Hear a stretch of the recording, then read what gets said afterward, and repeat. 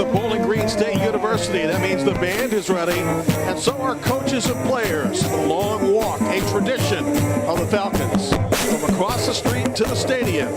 Coming up next, it's the home side Bowling Green Falcons and the Akron Zips.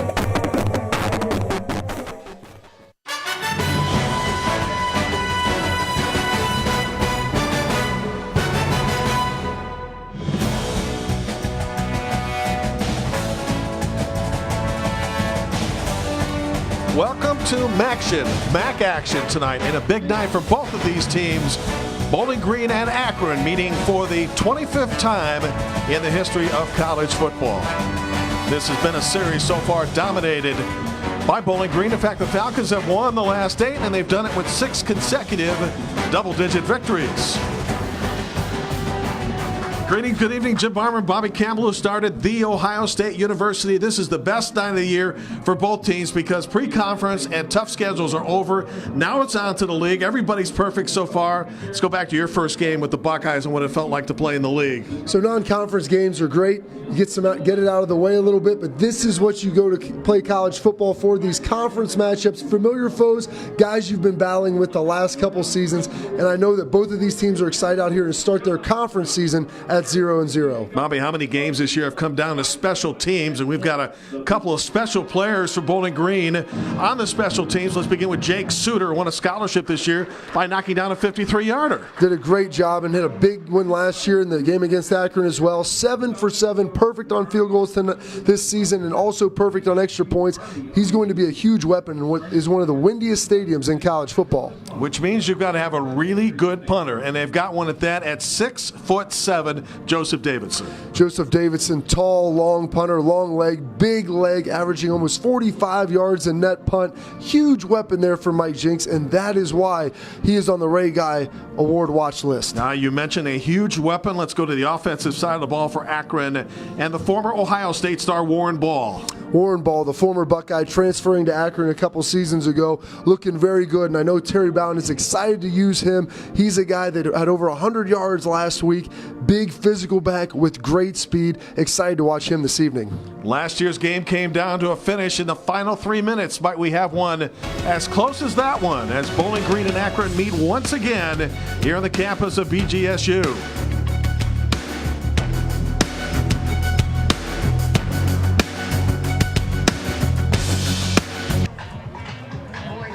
Bobby Carpenter, Jim Barber, what a difference in weather from last week when it turned out that we have about a disparity of 40 degrees. Almost 100 on the floor of stadiums last Saturday night. Tonight, low 60s, dipping to the 50s. Akron wins the toss to first, and that means Bowling Green gets the ball to start the game. What a terrific night, and this is the stuff in the Midwest. This is the reason why you love to play football. Low 60s, little breeze. End of September, you can start to smell that fall weather, smell the leaves. It just feels like football here in the state of Ohio tonight. Yeah, last week you sweated through your clothes just walking through pregame because it was unseasonably hot up in the 90s. That's Thomas Woodson here tonight. We'll see what kind of role he plays as the starting quarterback for the Zips.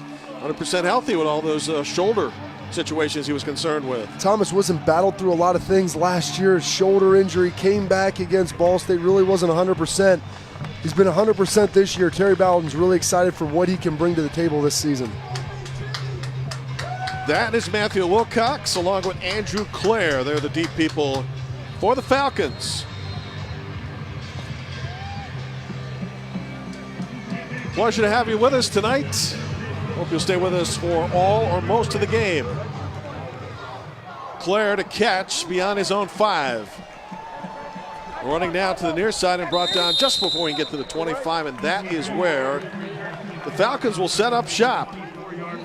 We'll get a chance to introduce you to Jared Dagey.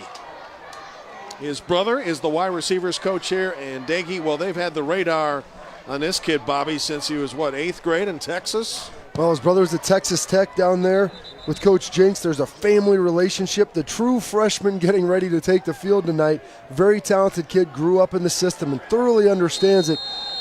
Not your typical freshman in that way, so don't look for him to really make a lot of those young mistakes. Well, you ask Mike Jinks, the head coach of Bowling Green, what he likes about him, he can just spin it. And we knew this many years ago. from the shotgun on first down. Little flare out. And almost like a running play off the start. Pass completed to 21 Scott Miller, who's working his way back, getting his confidence. As you take a look at Daigie's number, and the first true freshman, as you mentioned, Bobby, as a starter in 35 years. And you see going with a little tempo here right away for the Falcons. Obviously, he has a good grasp of the offense to be able to go up speed early on. So back-to-back completed passes sets us up with a third down. Falcons have hit with two quarterbacks, 15 different receivers. The passing game is not the problem on this team. It's been the running game, which is one of the worst numbers-wise in the country. 3rd and 2, 3 consecutive passes and a first down. The ball loose and picked up by Akron. And the Zips will have it inside the 20. That's Alvin Davis. And you see Daigie here sitting up in the pocket, throwing a nice little hitch to Miller. Completes the catch, tries to fight. He has the first down, going down. Looks like the ball comes out. It'll be interesting if they take a look at this to see if Miller's knee was down before that ball was jarred loose, because it looks like it's a very tight bang-bang play. Fighting for yards. It looked like he was still up and didn't have control of the football. This looks like it's going to be the Zips heading in on a short field. And there's going to be a review, as you suggested. In fact, all scoring plays and possession plays are reviewed, and this one will require a little extra time. Ken Kester is our replay official. John Sullivan is the communicator. When he popped in the booth prior to the game, he said, well, what would you like to talk about? And I think we both said, how about targeting? Targeting, that's what's on everybody's mind right now. As you see Daigie sitting in the pocket. Nice ball on 3rd down. Miller just fighting for yards, knowing that he has the first down. And you see Alvin Davis, the young sophomore safety, he was able to pick that ball up. And he's the veteran back there now with starting experience with Zach Geiser out, making an impact play early in this game. And it looks to me as if this play is going to stand. Takes irreversible evidence to change the play. And again, the play on the field was called a fumble, a live ball picked up by Davis. It would, if it does stand, be the 5th Akron turnover the defense has created. And Scott Miller's been... The ruling on the field stands. First down, Akron. Luke Richmond's our referee tonight with this Mid-American Conference crew, and he backs up what you thought was going to happen, which is less than a minute in the game. Akron comes up with a big turn. Not the way Mike Jinks wants to start this game, especially Scott Miller. They're featuring him. He's a first-team All-MAC guy preseason. Had a second completion or second catch already. Coming up with a fumble. Now we get to take a look at this Akron offense. Led by quarterback Thomas Woodson, and already Akron is in the red zone, where this year they're 10 of 13 for 77%. Going to call a lot on number 34 tonight, Warren Ball, 5th-year senior. He already has a degree in sports industry, so he's come over as a graduate student. Graduate student, the transfer out of Ohio State. The sales kid, very talented player coming in. Big physical running back. Listening to Terry Bowden rave about him and all the things that he can do. Kind of the total package. You see big physical, thick legs, good speed. They're going to try to feature him tonight to take some heat off Thomas Woodson. A lot of movement, and that usually is going to be on the offense. Ball start. Offense, number 75, 5-yard penalty, 2nd down. Well, we mentioned the importance of the starting of conference season. You think this may be the first game of the overall season with some of these miscues we've seen happen here in the first couple plays by both sides. Yeah, Jovan Letulu is the right tackle. He's the one that was called on, but there looked as if there might have been a few others that were not in sync on that play. Get a little jitters here. Both of these teams eager to get a win in the worst way, and I know they're excited here to get going. Akron 1 of 3, Bowling Green 0 and 4. They set up the screen, ball dropped. Would have been a modest gain at best. Well, regardless of whether or not Warren Ball was going to catch it, Gus Sweeterman right there, All-MAC player a year ago, very talented defensive end, had sniffed that out. And now they're forcing a 3rd and long situation, so the Falcons look like they may be able to hold up in a sudden change situation early on. Defense in a difficult spot, but have a chance to get off the field right here without too much damage. This is 3rd and 14. 3 receivers to the right, 1 to the near side. Play clock not operating in the far end zone, although on our screen we're fine. Woodson's got a man at the 10-yard line. Awful close to the first down marker. Will depend on the spot. Kevin Gladney with his first catch tonight and his 5th of the year. And they're about a half a yard short. And that's a really good job by Woodson, standing there in the pocket, hanging back, finding his single receiver to the short side, and it looks like they're going after Clint Stevens. They're the redshirt junior, getting a start tonight with Cameron Jeffries out. Ball needs to pick up the yard. He got that and nearly broke it to the end zone. So Warren Ball comes through on 4th and 1. Why attempt a field goal when you've got this big kid in the backfield? No, and that's why they brought Warren Ball in. That power there. You see him get hit around the line of scrimmage, able to push through for a considerable gain. Sitting in the red zone now. Back to ball on the zone read, and he is stuffed. Maybe a loss of a yard on the play. Back at the 4-yard line. Schwederman is up there, number 63, and he had some help as well. Mike Jinks loves this front 7 here that he has, especially the front 4. Very talented guys, big physical defensive tackles, fast defensive ends. It's going to be tough for Akron to try to pound the football in here inside the 5-yard line. So with that in mind, let's see if they find either the receivers, Chapman or Coney, or to the left of Woodson and the near side. On the fake, Woodson on the roll to the end zone's got a man. Touchdown. That's A.J. Coney with his 2nd touchdown reception of the year. And I like what offensive coordinator A.J. Milwee did right there. Understands his quarterback Woodson, what he's able to do, his athleticism. You see him right here, fake the run the ball, play action, boot him out, get him on the move. A nice pass there, almost a little bit too far ahead, but good job by Thomas Woodson, leading him, Coney, just to where he needs to be for the early touchdown. That'll bring on Tom O'Leary for the extra point. The holder is Kyle Foster, and the snapper Michael Buddenberg.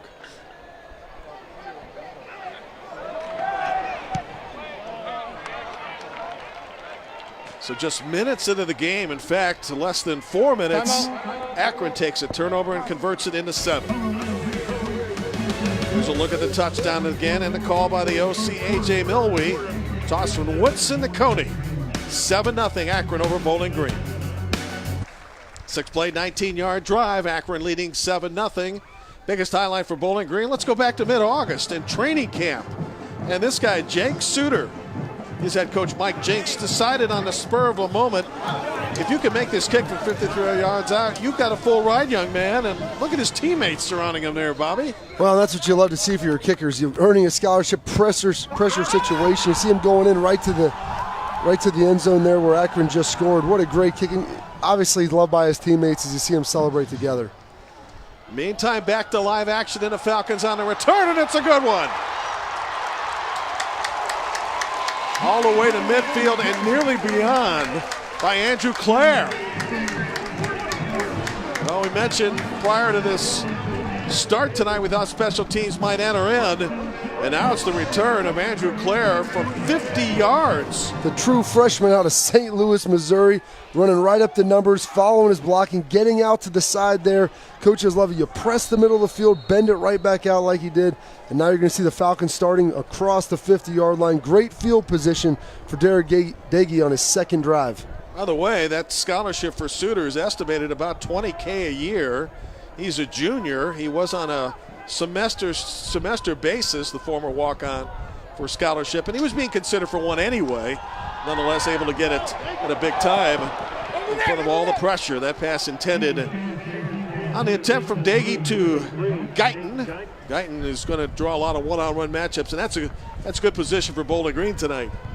No, it is, and going against Kyron Brown there, the junior out of Boynton Beach. That's the matchup you're going to want to watch all week, especially down to the short side of the field when he's the single receiver. Look for Dagey to try to exploit that matchup. To the running game for the first time today, and it's with plenty of effort. Josh Cleveland close to the first down, will be 3rd and very manageable. Impact players, well, Josh Cleveland averaging 4.5 yards a catch, and Guyton, we've already highlighted him as well. You've seen Guyton there, trying to make plays on the perimeter. Ulysses Gilbert, very talented linebacker for the Zips, NFL caliber guy, great athlete, preseason MAC Player of the Year award, and Jamal Davis, Pitt transfer, tons of speed off the edge. Look for him to be all over Daigie tonight. Falcons need 3 yards. They get more than that. Completed to Quentin Morris, first down. And you see Daigie there sitting back, ball delivered to him in the shotgun, does a good job analyzing the field, getting the ball out quickly so the pressure can't get there. So the first down to the 35 of Akron as Bowling Green tries to answer the quick zip score. Daigie, little bubble screen. Completed to Guyton, second catch, or rather first catch of the night. On the way in MAC play tonight in South Bend. Miami trailing Notre Dame after 1 quarter, 28-7. That's a rough one there. Chuck Martin going against his former coach and Brian Kelly. The Irish needing some wins. Brian Kelly feeling the heat after that Georgia loss up in South Bend, so I don't think he's going to show his former coach any mercy this evening. Probably not, and Bowling Green will see Miami next week in Oxford. Empty backfield. Daigie to the flat, incomplete. Going with an empty backfield there, and you see Akron playing a safety in the middle of the field. Not something in college football you see a lot. Usually you see 2 safeties deep. Something that Chuck Amato loves to change up his coverages. He'll bring 4 guys, 5 guys, 6 guys, even 7. Doesn't necessarily enjoy the 3-man rush, but I know he wants to be aggressive and try to get after a true freshman quarterback. Well, he's an attack kind of guy anyway, isn't he? You look back at his time at Florida State when he was the head coach of the NC State Wolfpack. Loves to have big physical defensive linemen he can bring pressure with, but also be able to heat it up with some linebackers as well. This time not an empty set, Bobby. And let's see what we've got. Apparently, timeout. Akron. That is the first one. Charge timeout the half. Wasn't set defensively. 30-second We come timeout. back. An important 3rd and 5 with 9:55 to go in the first. Akron 7 and Bowling Green nothing. Thousands affected by recent disasters urgently need support. Help the American Red Cross provide meals and shelter to those families in need. Donate today by going to redcross.org/ESPN. Jim Barber, Bobby Carpenter, Bowling Green with a 3rd and 5. 5 minutes into the opening quarter. It's a big 3rd down here. Falcons are going to want to get something going here. You saw the last 3rd down they had early in their first drive. They were able to convert it to Miller. He puts the ball on the deck, leads to a zip score. This is some 3rd and 5 Chuck Amato is going to love. Being able to bring some pressure. You've kind of got the whole playbook available to you right here. Curious to see if he plays some man, shows some pressure, walks guys out. Showing a 3-man line initially, but he hates to only bring 3. It looks like he's going to try to max pressure here to see if he can get the ball out of Daigie's hands in a hurry. Daigie, the starting quarterback tonight for the Falcons, has got a man back with him and Josh Cleveland.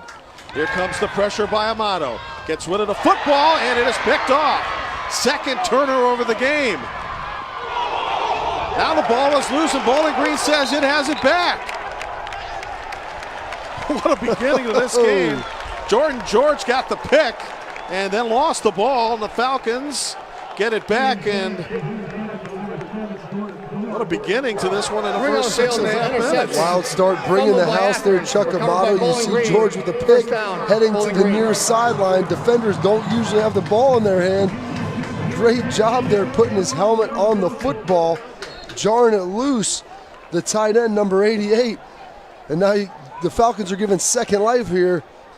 Daigie can maybe atone for his sin on the last play. Well, not only second life, Bobby, how about a fresh set of downs? It's a first down by rule. Now the football at the 34. Back to Cleveland, little stutter step there, and he's able to bounce his way almost inside the 30. Rushing for 850-plus career yards and 3 touchdowns.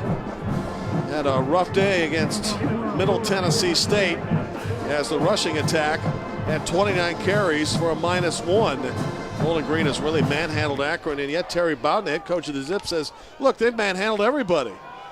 Little trickeration, and now the throw to the quarterback, and he's got it. How about that? Jared Daigie with a catch, took a pop too, and he's in some pain. Looks to be coming up a little gimpy right there. They run the jet sweep with the reverse coming back. You see Miller pitch the ball back there to number 6, the true freshman Matthew Wilcox. Nice ball to Daigie, and Daigie taking a shot at the end of that play by Jordan George, the interceptor from the previous play. Well, a lot has happened so far, and because of the fact that Dagey is on the sidelines, the original starting quarterback, now the backup James Morgan, is in the game. Bringing James Morgan back, veteran player, understands what's going on. Great backup to have. Straight ahead, Josh Cleveland makes a man miss. Still going with a football. Cleveland picks up the first down, awfully close to it. So the rushing attack, non-existent in the first several games, is right now alive and well, Bob. And what a great job there by Josh Cleveland, running in the middle of that Bowling Green line behind their big center, number 71, Tim McAuliffe. Good piece of running there. See, putting his foot in the ground, getting vertical, getting finished off by safety Alvin Davis at the end, but not before a big game. So now it is 1st and goal from the 2. Back to the rushing attack and to the end zone, touchdown. That's Matt Domer. Redshirt sophomore from Hazel Crest, Illinois. Bringing in Matt Domer, the bigger, more physical back, 5'11", 195 pounds. You see him get the ball, and there's no nonsense here, going straight down here, lowering the shoulder and finding the end zone, finding pay dirt, running through Brian Bell there at the end. So now with the punter, Joseph Davidson, to hold. Jake Suter will try to add the extra point.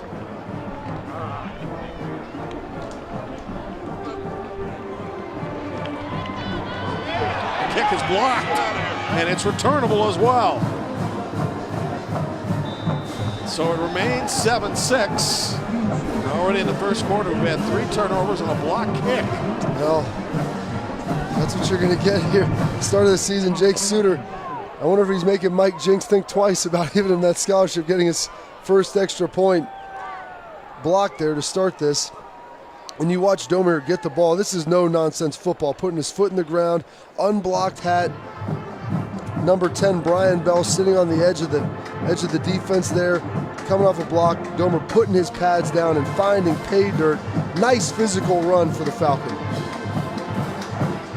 And what I love there, Kevin Kilmer, the offensive coordinator, after the turnover in which they were able to get the ball back, they're able to take the shot and pick up a huge chunk of yardage. Let's take a look at moments ago prior to the touchdown by Domer, or after the touchdown. And it looks like the snap was fumbled a little bit, as Davidson had trouble getting control of it. And by the time he did, the block was in motion. Consequently, ball came out a little low. Middle linebacker Andrew Hauser getting his big paw on the ball. Got a 7-6 ball game because of it. Nick Fields will kick off. Well, hasn't been a dull moment so far in this game. Well, this is what you love about Maction. Yeah. 2 teams battling away in the conference, both undefeated in conference play at this point, trying to vie for a MAC East crown.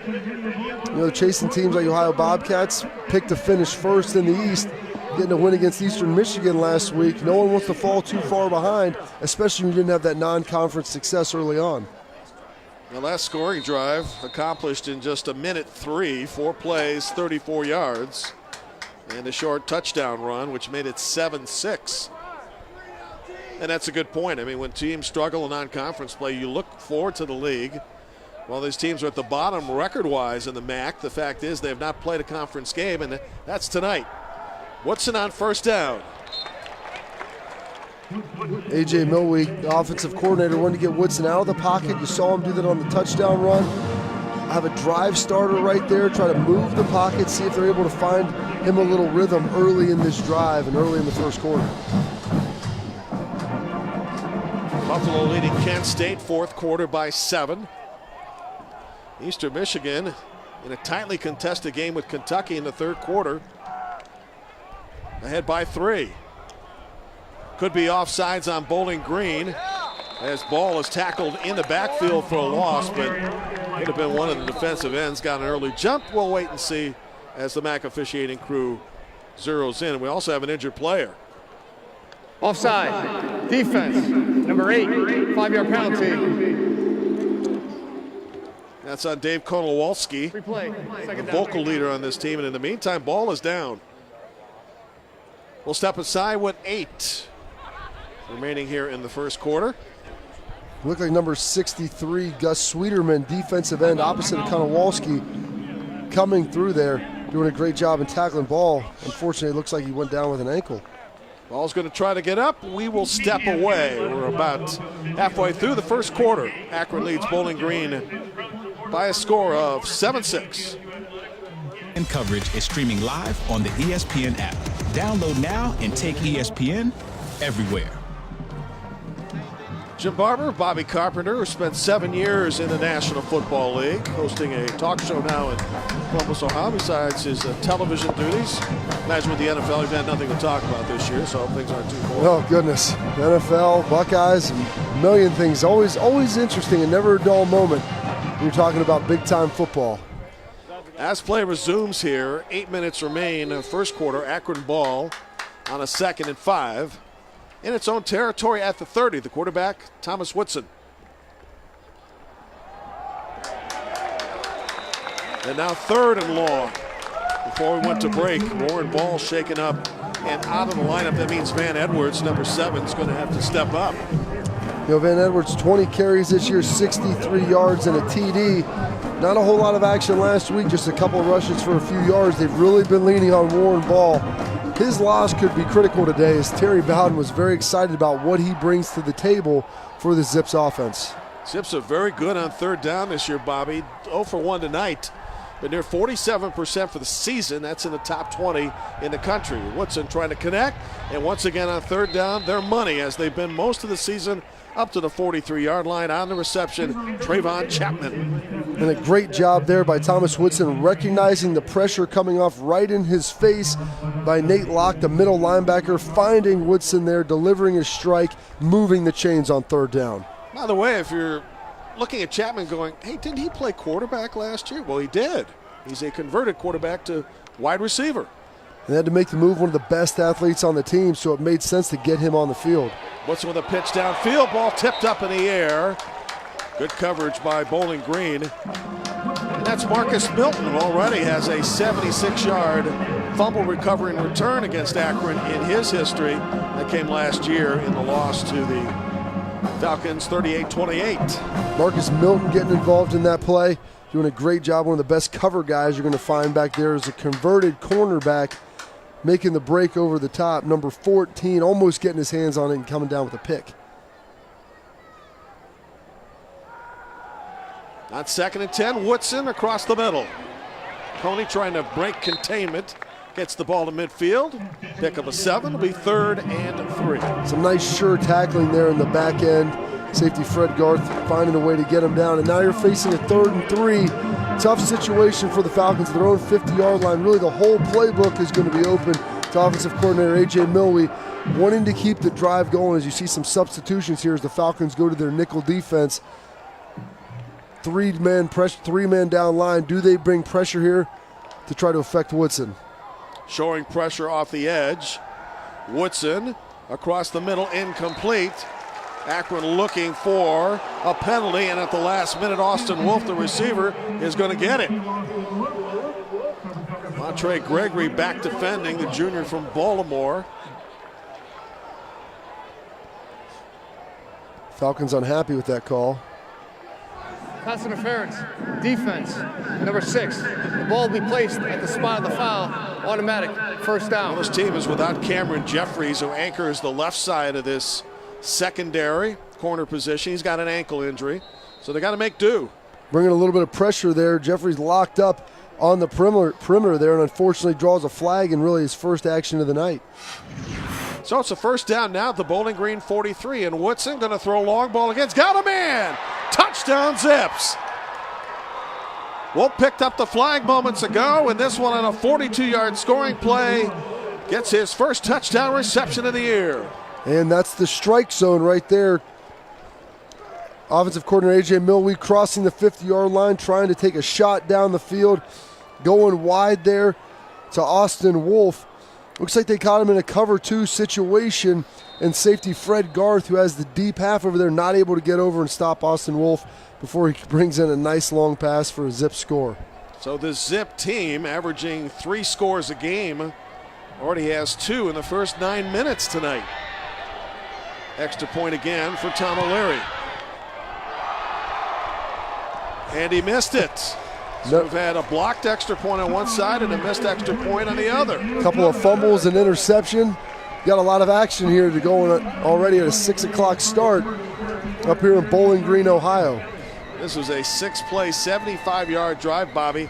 A little more in 2 minutes, and they're right about Woodson. He's calm back there. Hanging in the pocket, veteran player and a great arm. You see him, nice touch on the ball to Austin Wolf down the sideline, beating Fred Garth, coming over from his safety position, just walking in the end zone for a nice touchdown. Been a long time since the Zips beat Bowling Green. And in fact, really have been beaten up lately in a number of the games. We highlighted this at the beginning, where the Falcons have 6 consecutive double-digit wins. Terry Boughton, head coach of Akron, says this is the toughest coaching job he's had, and he's been a number of places where he's helped programs create a resurgence. In fact, they lost a tough game last week to Troy. His dad, the legendary coach of Florida State, Bobby, was on hand, and Bobby said afterwards, I feel for you, son, but man, I'm glad I'm not coaching anymore. Well, and if you look up and down this coaching staff, a lot of guys with the last name of Bowden, brothers, sons, Chuck Amato, defensive coordinator, got the whole gang back together from Florida State to come up here to Akron, Ohio to coach the Zips. A couple of years ago, they actually won 8. The return teams here have been special so far.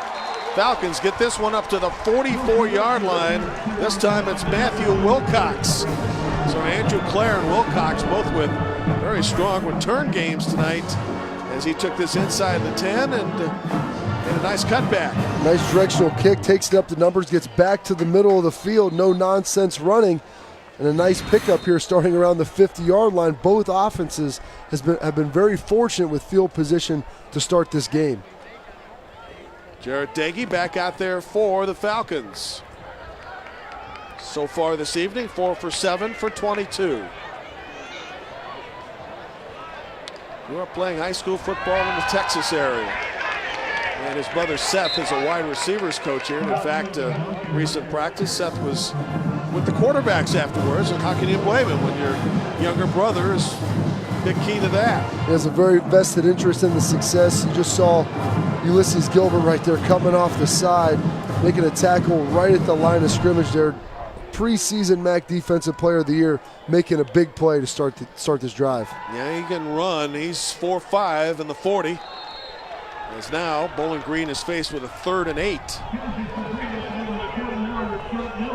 Scott Miller's second catch, academic All-MAC 2016. Blitnikoff watch player. People are very excited about him. Had the fumble there on the opening drive, but pretty sure hands underneath. Lines up in the slot a lot for the Falcons. Loves to work the middle of the field, which is looking like what they'll probably be doing here on this 3rd and 8, right around the 50-yard line. Empty set, 4 receivers set. Dagey, last minute, nearly picked off.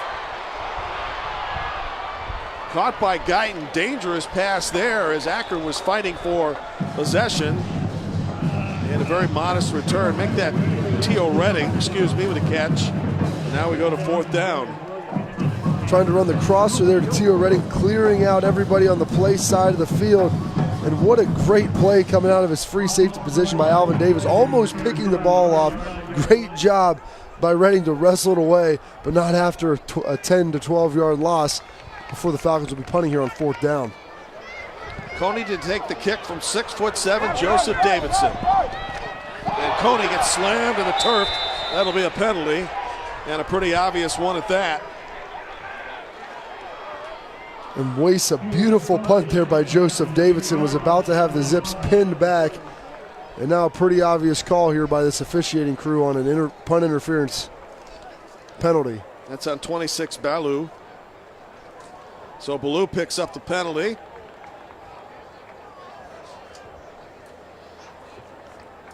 And you can add 15 yards to it. Both of these teams created a lot of penalties in non-conference play, and that makes it pretty difficult to win games. It was pretty clear that Coney was calling for a fair catch, and he certainly didn't have any room to get a chance on that. 1st down.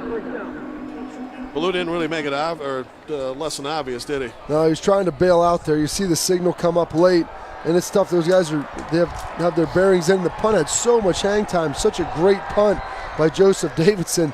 Gave his coverage great time to get down there. And unfortunately, sometimes too much time leads to punt-catch interference. And now the Zips will be starting with the ball at their own 32-yard line and not backed up at the 10.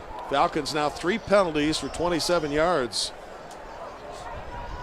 Akron leading Bowling Green 13-6 in the first conference game of the season for both teams.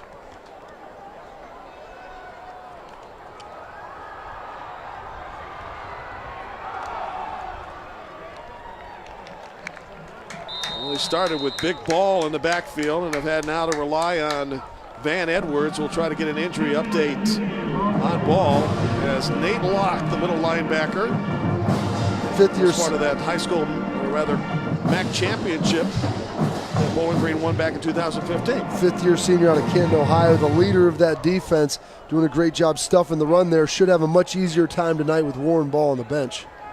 Quarterback is Thomas Woodson, 5 of 8 for 80 so far. Woodson very calm, now flushed out and running. Well, you talk to A.J. Milwee, you speak to Terry Bowden about Woodson, they just think this is a guy, this is a cat that's very cool. Oh, they love him, and they said last year, not the most successful season as Woodson was battling injuries. They said if he was healthy all year, they thought they could have been an 8-win football team. Unfortunately, the shoulder issue that they couldn't diagnose, kind of hidden, tucked back behind in the rear of the shoulder, had to have surgery, but he's 100% now, no pitch count, and they're excited to see him let it rip here to start MAC play. More than half the roster from the state of Ohio, 33 of them within driving distance.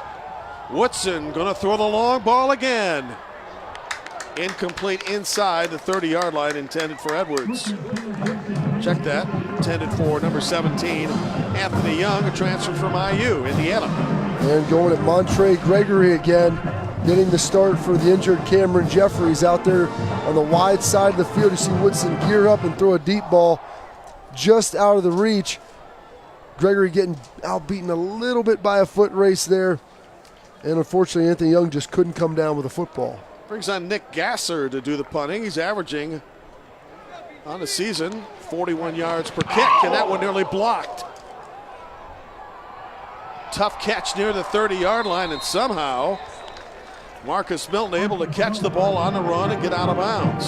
It's a big stop there for the Falcons defense after a penalty pulled the Zips from the 10 all the way across the 30-yard line, giving Jared Dagey here better starting field position after forcing a 3-and-out. See if the Falcons offense can start clicking a little bit now on their third drive. How you like the face gear of Jack Walsh there, all done up with the black? Oh, it looks good. Were you like that when you played at Ohio State? I didn't wear a ton of stuff. Maybe a couple wristbands here or there, but I wasn't all decked out like these guys today. They're looking sharp. All right, James Morgan is back in the game. Now the backup quarterback for Bowling Green. Trailing this football game 13-6. They give it to Cleveland. And Cleveland may be small, but he finds a way to break tackles. And on first down, carries for 6. He's a senior from Austin, Texas. Very powerful back, even though he's not all that big. Very strong legs, preseason All-MAC selection there, and you see why, breaking a couple tackles and setting up a 2nd and 6 situation for James Morgan.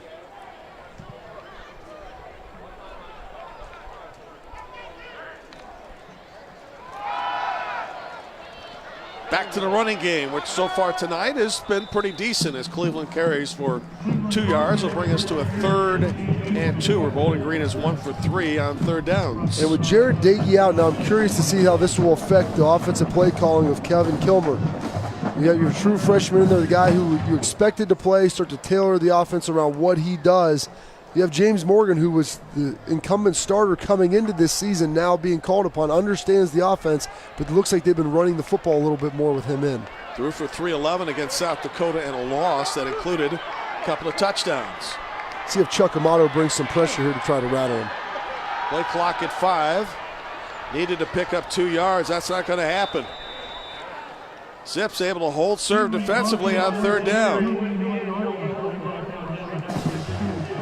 Akron, not one of the better teams in the country, just 30% in getting off the field, but that's able to happen here. That was just a gain of 1. It is. Defensive end number 52, Josh Ward, The sophomore had Delray Beach, Florida, getting in the backfield, getting the stop, holding him to a 1-yard gain and forcing a Falcon punt. So after the offensive click in a little bit, we're seeing some scoring. Both of them getting bogged down on these last 2 drives. Here comes the Ray Guy semifinalist. Joseph Davidson gets pretty good hang time. This time they leave Coney alone. Makes the fair catch beyond the 25-yard line, and with a half minute to go, football back in the hands of the Zips. Good starting field position here for Akron. Taking some shots down the field with Woodson. This Falcons defense, though, has responded, done a much better job in some difficult situations. You saw Nate Locke getting involved, middle linebacker, kind of the leader of that defense. Let's see if he can keep these Falcons off the field defensively and get the ball back in the hands of their offense. Again, led by quarterback Thomas Woodson, who did not see any spring camp action due to the tear he had in his shoulder that he tried to play through last year. Over the middle, incomplete, intended for his tight end Newman Williams. And a lot of air on that one. A lot of air on that one, but that's something that Mike Jinks talked about in their loss to Middle Tennessee State. They were able to, Middle Tennessee State attacked the middle field, a couple big gains. As you see Woodson trying to push it right down the hash marks there. A nice job by number 36, stuffing it up right there, not allowing the catch, Jack Waltz. But this is a situation there. The Falcons have been very susceptible in the middle of the field. It cost them last week. We'll see if the Zips continue to attack that as the game goes on. And what do you do without Warren Ball, who got injured earlier today? He is your heart and soul, the running attack. Big physical runner. It's definitely a loss. More of the onus of the offense is going to fall on Woodson in his arm now. You see him reset the play clock. You know, if these injuries continue in games with Bowling Green, Terry Bowden's probably not going to schedule him if that's possible. He lost 2 quarterbacks last year in this game, and now he's lost Ball for a period of time. Ball was their ace in the hole. I don't know if you can take a conference opponent, especially a divisional opponent, off your schedule. No, you can't. Maybe you just don't show up. 2nd and 10. Van Edwards into the second line of defense there to the 35-yard line. Edwards last year had 20 carries for 84 yards in that Bowling Green game. Always able to get to that second level of the defense. So let's see if Akron can convert on 3rd down, where tonight the Zips are 1 of 3. Not great on 3rd down. But Van Edwards finding a little bit of running room behind the right side of that offensive line. Kyle Ritz, the right guard. Jovan Latuli, the big right tackle, very talented. As we finish up the first quarter there, 13-6. A lot of action going on right now. So the 2 head coaches will gather their teams around them, and we'll get set for the start of the second quarter. Again, after 1 quarter, it's the Zips of Akron 13 and the Falcons of Bowling Green State University 6.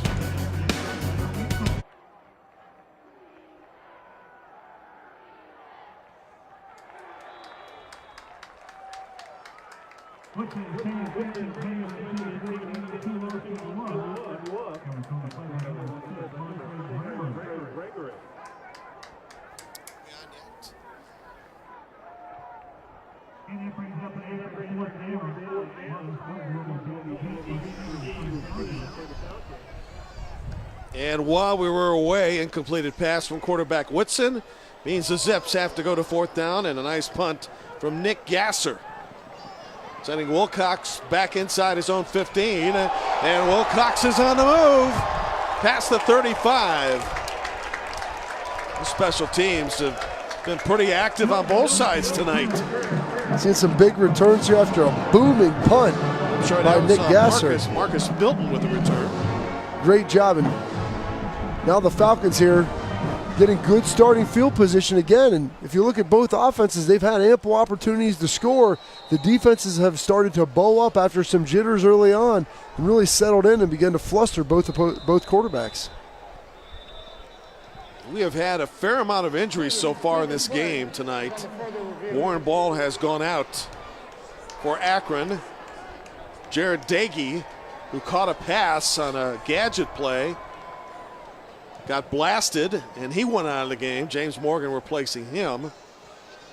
And we're just through the first quarter. Got some stoppage here, potential targeting here. As you watch on this big return, a nice little peel back block, number 86. That's going to be a tough call. There wasn't a flag thrown on the field.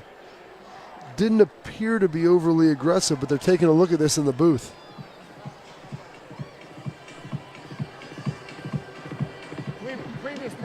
Now, it looked like he hit him more in the shoulder there, but it's crown of the helmet, defenseless player situation. It's on 45 junk. We'll wait and see if it holds up.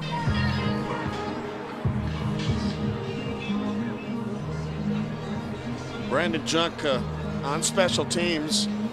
Also one of the tight ends in this game out of Clearwater, Florida. So we lost a quarterback, lost a running back, potentially losing a guy to targeting. I know Bowling Green's anxious to get Kyle Jr. back. Defensive tackle out of Middletown, who was out in the first half for targeting from last week's game. And their loss to Middle Tennessee State. And the targeting situation is something that's frustrating to coaches. You know, talking to Mike Jinks about that situation, trying to figure out what exactly do you tell your guys sometimes. And there's the obvious targeting calls. For targeting, number 86, they remain in the game. After taking a look at it, it looks like there's going to be no targeting call, and that's what you like to see. Officials taking it, playing it safe, making sure they clean up the game. Take a look at it, make the decision, and apparently they're leaving everybody in, so play on. So Junk is off the hook. Come back to action at the 37-yard line. And Bowling Green football, sending Cleveland in motion. They'll throw to the opposite side, though. Little bubble screen. Good call there, and close to the first down of the pickup is Tio Redding. A potential touchdown-saving tackle here by Andrew Hauser. As you see James Morgan retreating. Checkamano bringing some pressure. Tio Redding catching the ball, getting vertical, and a great job by Akron of rallying to prevent the long gain. Well, at least Bowling Green has got the luxury of two quarterbacks and two guys who have started.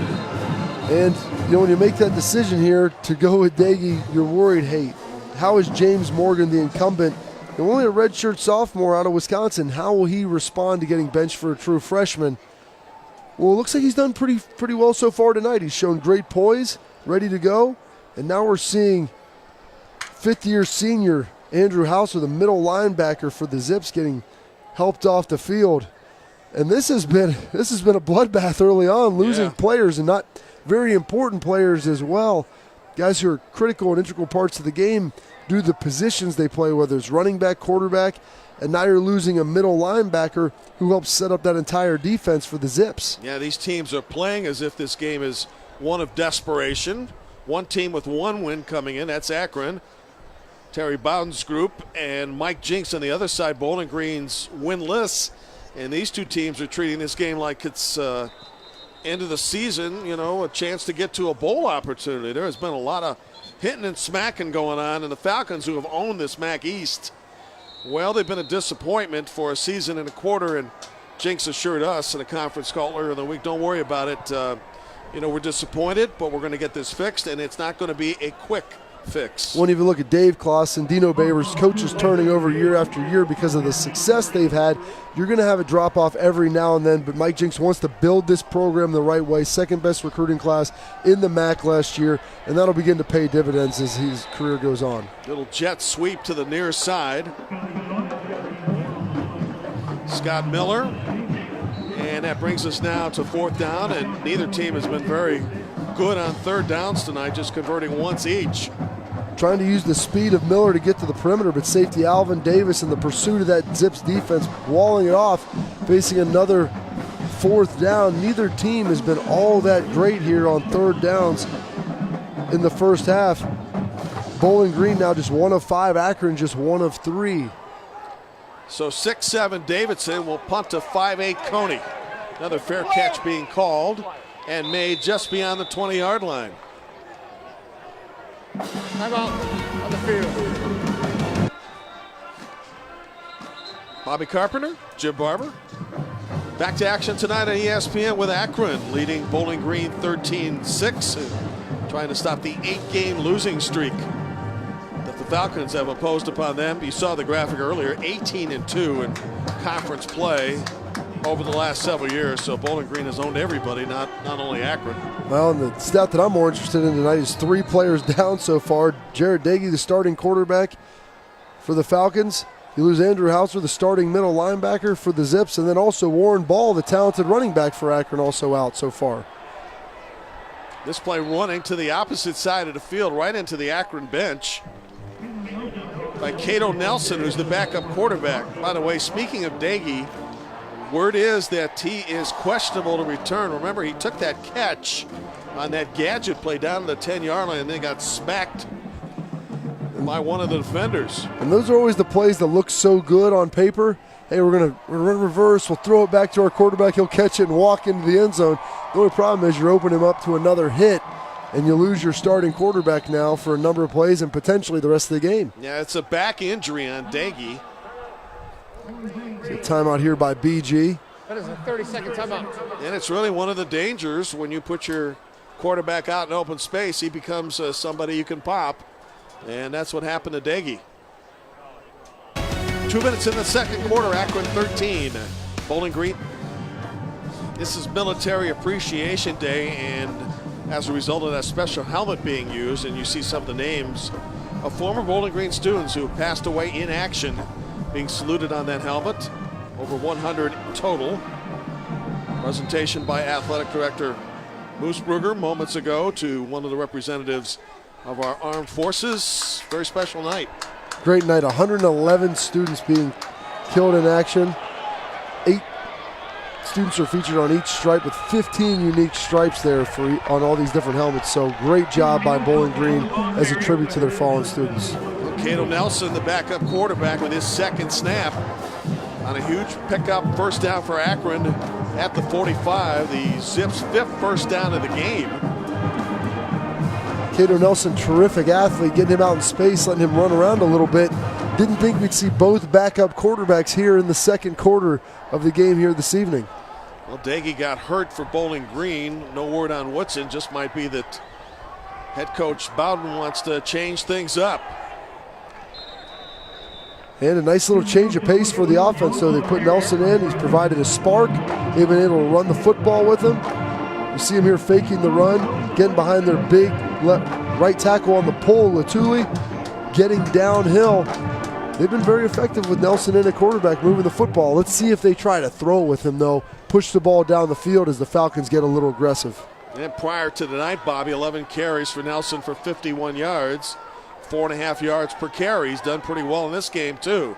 Throwing for the first time to the flat, first down. And to the 35-yard line. On the catch by number 3, Quadarius Smith, who had a monster game last week. 4 catches for 103 and a score. And as you see Akron going hurry up there, great Personal foul, face mask, defense, number 4. 15-yard penalty will be added to the end of the run. You can add a 15-yard face mask penalty on it by way of Fred Garth. And so now the Zips take that first down catch, add 15 more to it, and they are right at the red zone. Can you replay that?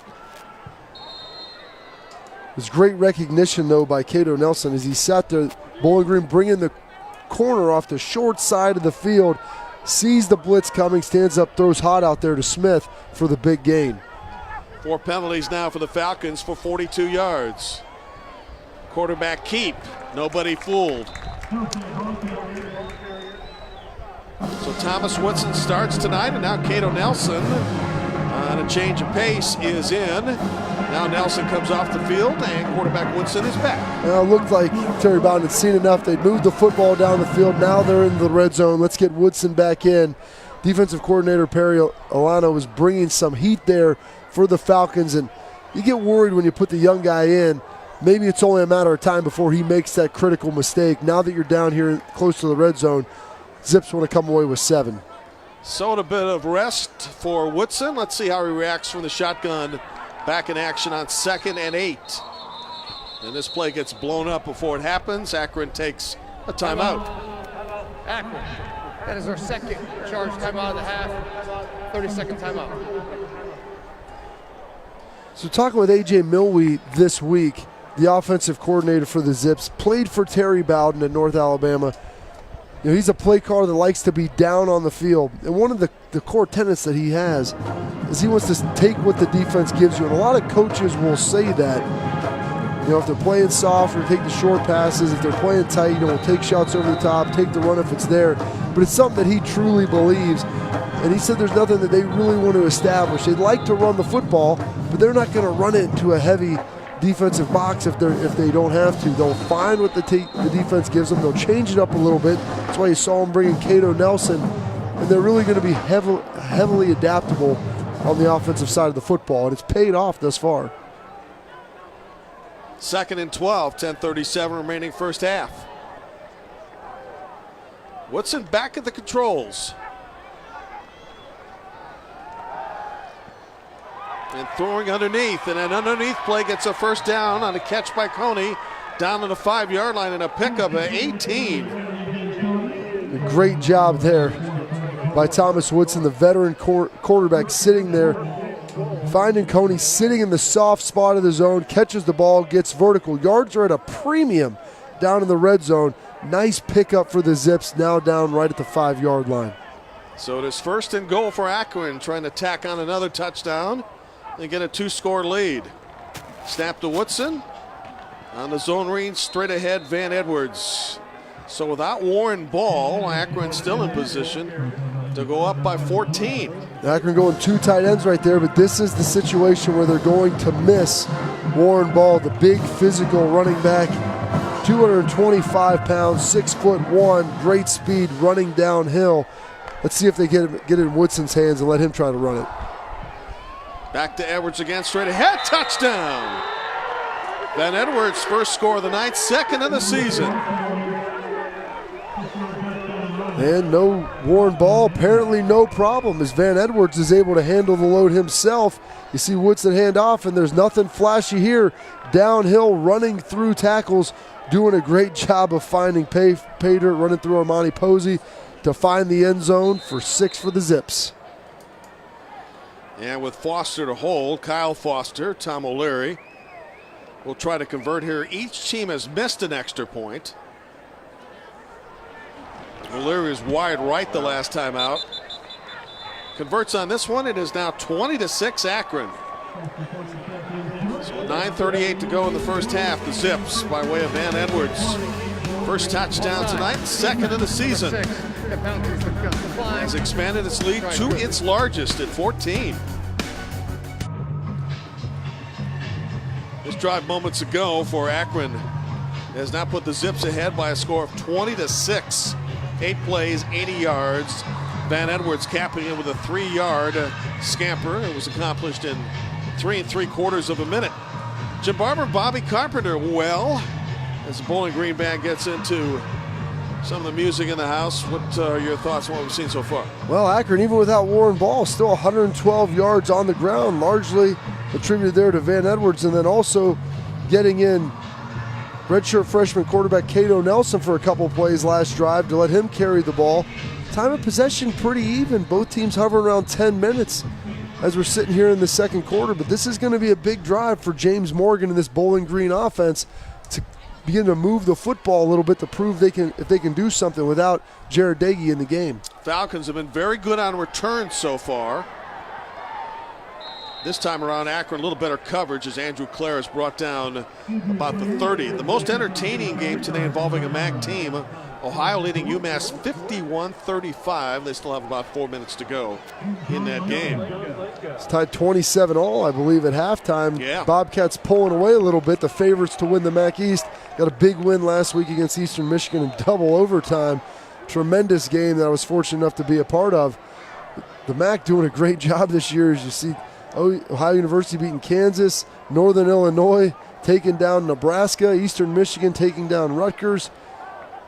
I mean, there's been a number of teams that put up good fights as well against very talented Power 5 programs. Lots of talent this year in the MAC. Yeah, and Western Michigan in its double-digit loss to USC, was tied late third quarter in a game with Darius Phillips, returned one for 100 yards on a kick.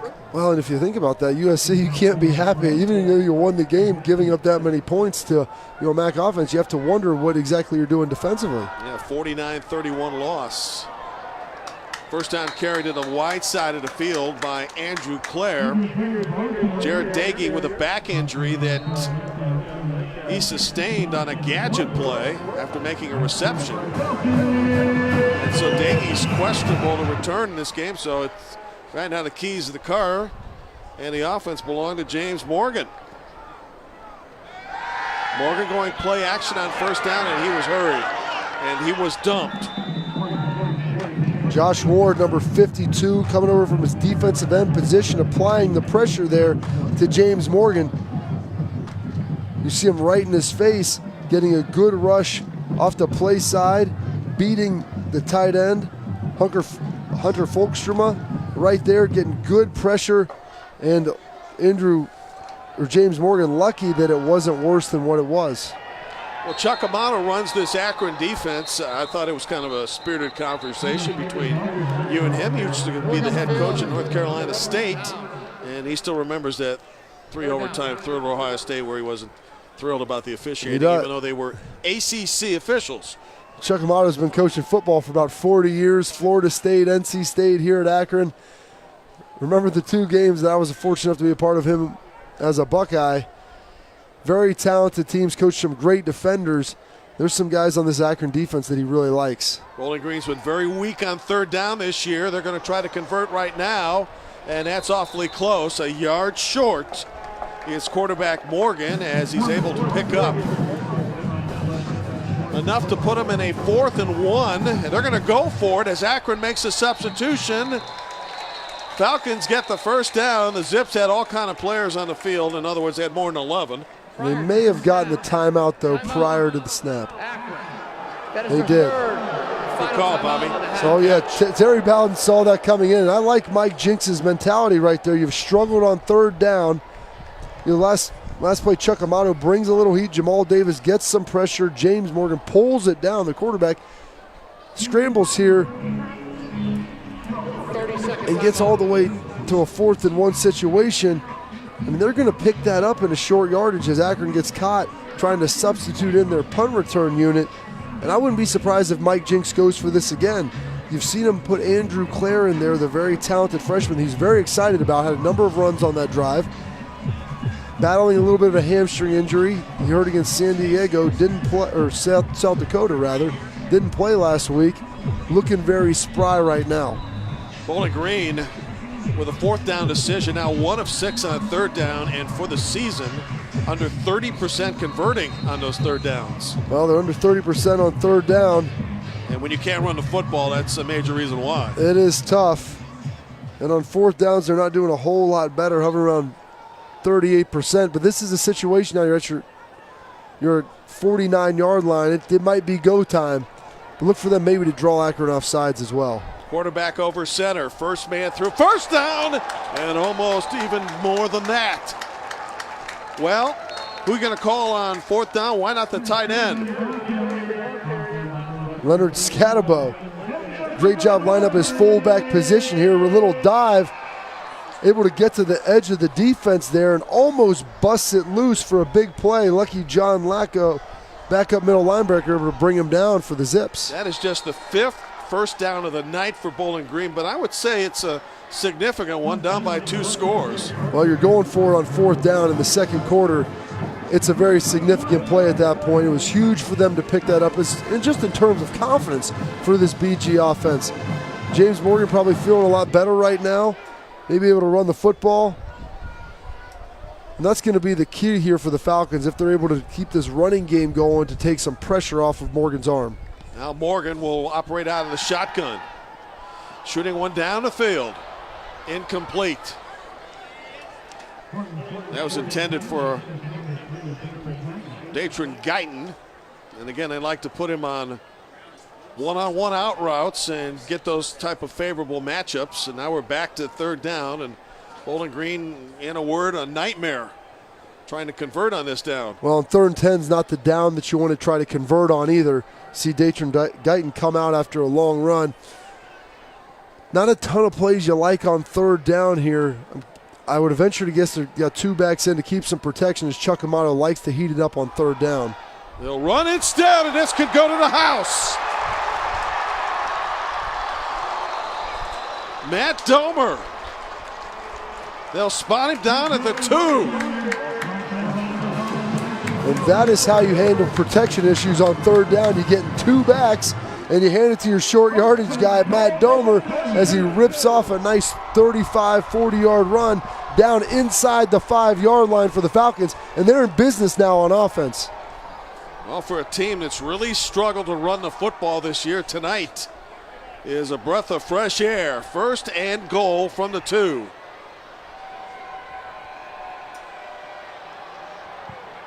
And now it'll be 2nd and goal. And a penalty flag right after the play. Domer again once carrying the ball for the 2nd time. See the penalty. This could be huge against Bowling Green. After the play, unsportsmanlike foul, offense, number 42, 15-yard penalty. That is number 42. That's on Scatterbo, the tight end. Unsportsmanlike foul of the game. Now Down. 5 penalties for the Falcons for 57. That is a costly turnover. Scatterbo having a big conversion on 4th and 1. Now costing his team 15 yards. They're down on the 1-yard line, backing up an offense that hasn't really moved the football that well all night. Right on the doorstep of the end zone, putting him in a much more difficult situation now. Now it becomes 2nd and goal from the 17. Well, you don't have to get all 17 yards on this play, but you got to get a lot closer than where you're at right now. Morgan from the shotgun. Little gadget play. Now Morgan shooting it to the end zone. Got a man. Touchdown. What a call.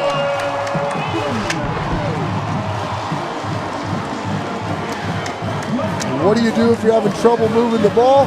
Try a little razzle-dazzle. It worked for Akron early, although they lost their quarterback on the play. And what a great job here by offensive coordinator Kevin Kilmer. Little reverse. Toss it back to the quarterback. Find your tight end streaking down the sideline. Matched up against this corner Jordan George, who's coming in for the touchdown. Gets 2 feet down. What a nice play. Hunter Folkers had about a half foot on him too at 6'6". Now the extra point to cut it to 7.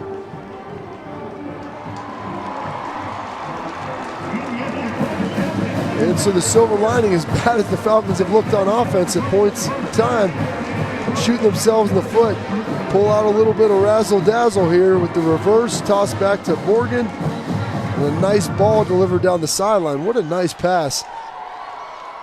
As you see him here set back up, nice arc, nice touch on the ball, drop it right in the bucket for the score. Think about that huge run play by Matt Domer of 39 yards that got them in a position as this drive goes 11 plays for 71 yards and 321. Hunter Folkers, well, I'm sure they practiced that.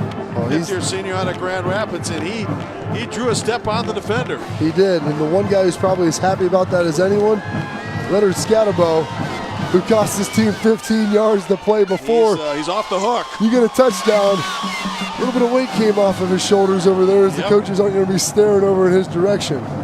Mike Jinks says we're going to get this thing done here. The APR has improved very nicely here, getting the right kind of personnel in.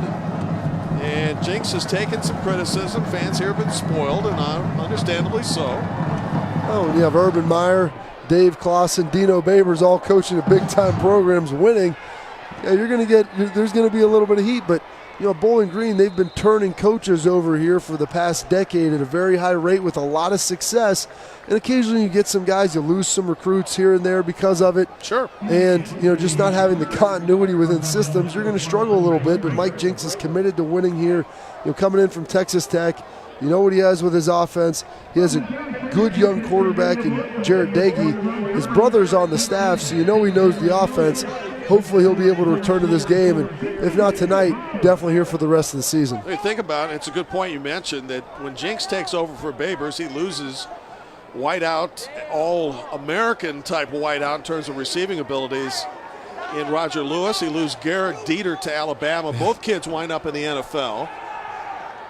As Woodson throwing to the flat, complete, just shy of the 35-yard line at Trayvon Chapman. So you lose those two big-time receivers. Both are in the National Football League right now, as Dieter's on the practice squad with Kansas City, and Roger Lewis is with the New York Giants. And that's the problem you have at the MAC, is you just don't necessarily have the depth. You can have some of those top-end guys, but when they leave, you struggle a little bit. And Akron was facing some of the same things, losing JoJo Nelson and Jerome Lane last year, with Jerome Lane being in the NFL. So they're trying to find their way, moving Trayvon Chapman, who just completed a pass, or caught a pass there, the former quarterback, over to wideout. Zips have plenty of time to mount a scoring drive, but they have used all three of their timeouts, so they're down to nothing for the first half. You see a nice play right there by Gus Sweeterman, the second-team All-MAC defensive end, closing down, limiting the running room for Van Edwards. The Zips will get the ball to start the second half. Three receivers set to the far side for quarterback Woodson. Bowling Green coming with pressure. They pick it up. Quick shot to the flat.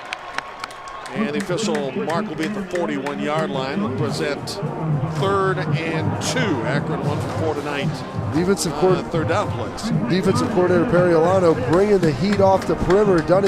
He's done this a number of times tonight with middle linebacker Nate Locke. And a good job by Thomas Woodson recognizing it, getting the ball out of his hand for the completion in the flat. Big third down now for the Zips, as the Falcons have begun to seize momentum in this game. Manny Morgan is back there with quarterback Woodson. Warren Ball is out with an injury. Man coverage. On the zone read, quarterback keep. Woodson's got a first down. And then some into Bowling Green territory at the 49. And a very solid call by Milwee on third down. Great job by A.J. Milwee right there, using the athleticism of his quarterback Thomas Woodson. Sees the man coverage, allows his quarterback to get the ball, pull it on the zone read, and pick up a big first down. 10 first downs now for the Zips. More importantly, they keep the football with 4 minutes to go. Leading by 7, and again, they'll start the third quarter with the football as well. Those are those moments where Bill Belichick comes into mind, where his Patriot teams over the years have scored at the end of the first half and scored to start the second half. It's a great situation if you can be in it. And it's even better when you start to run the ball like this. Bringing in number 9, Manny Morgan, now having some success for the Zips. Terry Bowden said they'll do whatever it takes. They'd like to run the football. They're going to take what the defense gives them. And right now, even without Warren Ball, having a lot of success on the ground. We've seen Ball, we've seen Edwards, and now we're getting a chance to see Morgan, who just picked up 10. Football just a tick inside the 40. And Akron content to use time here to make sure the Falcons, who have 2 timeouts remaining, don't get the ball back.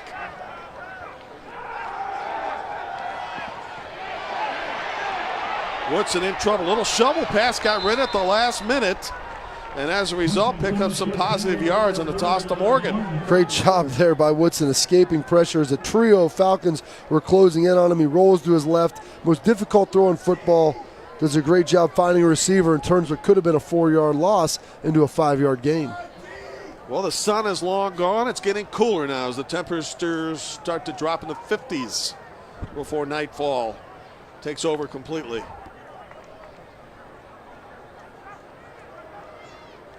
On 2nd and 5. And a late addition to this rushing attack. Manny Morgan picks up yet another Akron first down. Doing a great job here managing the clock. Thomas Woodson holding it, bringing in the signals from the sideline, and Manny Morgan doing a great job with the ball in his hand over around the left side of that line behind big left tackle Trevor Brown, picking up big-time positive yards. And it's now a dozen first downs for the Zips. Football at the 27. Snap back to Woodson. He'll throw. Man coverage. Got a man in the end zone. Incomplete. And that was almost a terrific play by number 2, Clint Stevens. Getting some action tonight. Started a couple years ago before being redshirted last season. Undercuts the route here late. gets two hands on the football, almost comes down with a miraculous interception. Nice job by Stevens. Yeah, intended for Cordarius Smith, the trackster from the state of Missouri. 2nd and 10, clock stops, 2 minutes left. And Morgan gets swallowed up inside the 25-yard line. Nate Locke was up there to meet him from his linebacker spot. The Zips starting to get a nice push up there with that veteran offensive line. 4 returning starters that playing pretty well as a unit. Now facing a big 3rd and 6. As good as this drive has been, want to come away with points in this situation, and you'd rather have 6 over 3. A 3rd and 6 as you see the Falcons begin to sub in their nickel pass rush unit to try to get after Woodson on this big 3rd down. Bowling Green is able to make a stop here. You would think, Bobby, that we're looking at a timeout call by the Falcons with 2 timeouts to go. Well, if it's incomplete pass, they'll be able to save it. And now the Falcons use a timeout. Timeout. And it puts them down to 1 with 1:15 to go. 30-second timeout. Well, and if they get the stop here, you would think it would most likely be an incomplete pass unless they're able to come away with a sack or tackle before the yard to gain. But if it's an incomplete, won't hurt them not having the timeout. But I think Mike Jinks wants to make sure we get off the field in this situation more than saving timeouts for a drive that may never occur. A.J. Milway, you've mentioned his name enough. He's the offensive coordinator for the Zips. He and Terry Bowden worked together a number of years, and you ask them, well, you know, Terry will occasionally interject his opinion on a play, and Terry knows that when that happens, that play's going to be called. And Milway says, you know what? There can't be 2 facilitators here. There's one, and it works well for me. They do have a great relationship, and that's what you always worry about is if your head coach is an offensive or defensive minded guy, and he doesn't call the plays, how involved is he in it? But you know, Terry Bowden said he wants to give A.J. Milway, you know, a lot of autonomy, allow him to make the plays. He'll have some input, but he's not going to sit there and question every call he makes.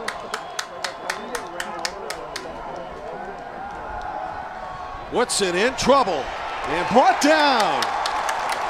Now if you're the Falcons, you think about calling a timeout. Forcing them into a long field goal attempt. Nice job here, Bowling Green getting after with their front 4, just using some stunts up front. You see Kyle Jr., the big defensive tackle, doing a great job pushing the pocket, coming away with Woodson for the sack. Now Bowling Green has wisely used its last timeout, Bobby, which means if Akron attempts a field goal, whether it's good or not, they're going to get the football back with about 45 seconds remaining in the first half. And that was probably the last thing that Thomas Woodson wanted to do right there. You're sitting at about the 23-yard line. Outside of an interception, the sack might be the next worst thing. You lose yardage.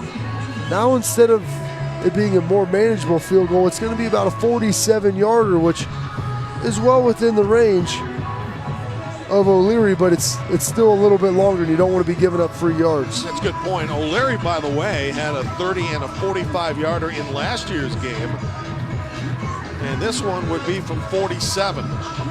First sack of the game, by the way, for either team. So Kyle Foster will hold, Michael Bundenberg will snap, and this is a huge kick in his football game. Tom O'Leary's first attempt outside the 40 for the season.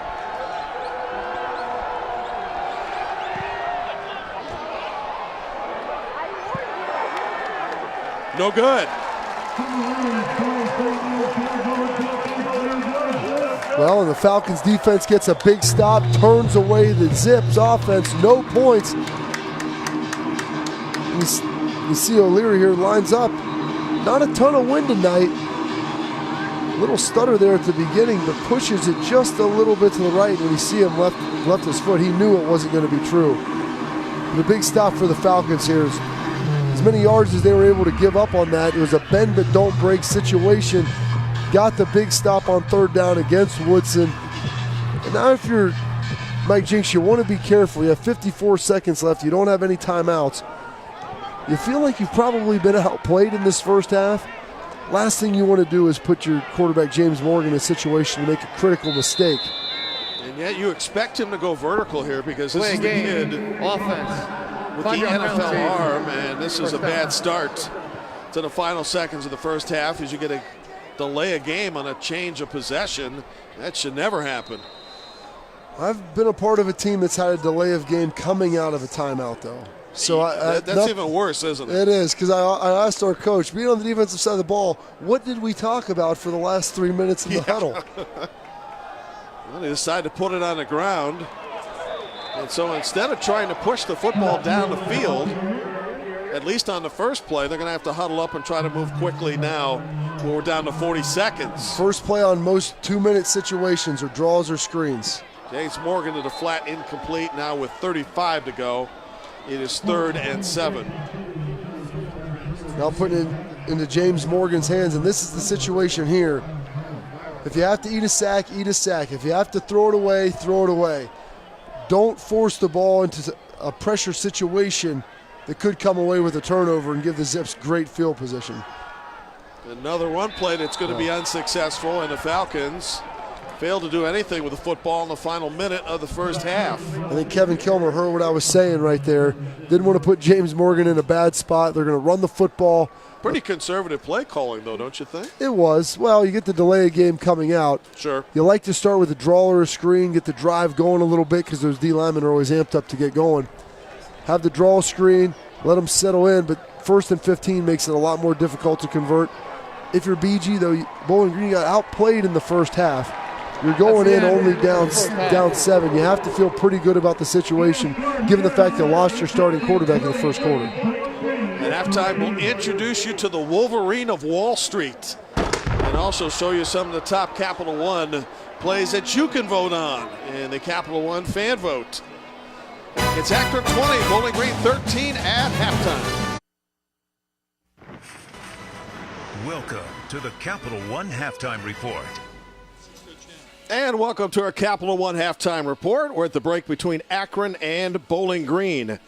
New York's financial district knows how to weather high points and low points, and so does Michael Hirsch, long before Hirsch got his job as an analyst in high-yield bond sales. Gene Wojciechowski met up with this Wolverine on Wall Street to get his comeback story.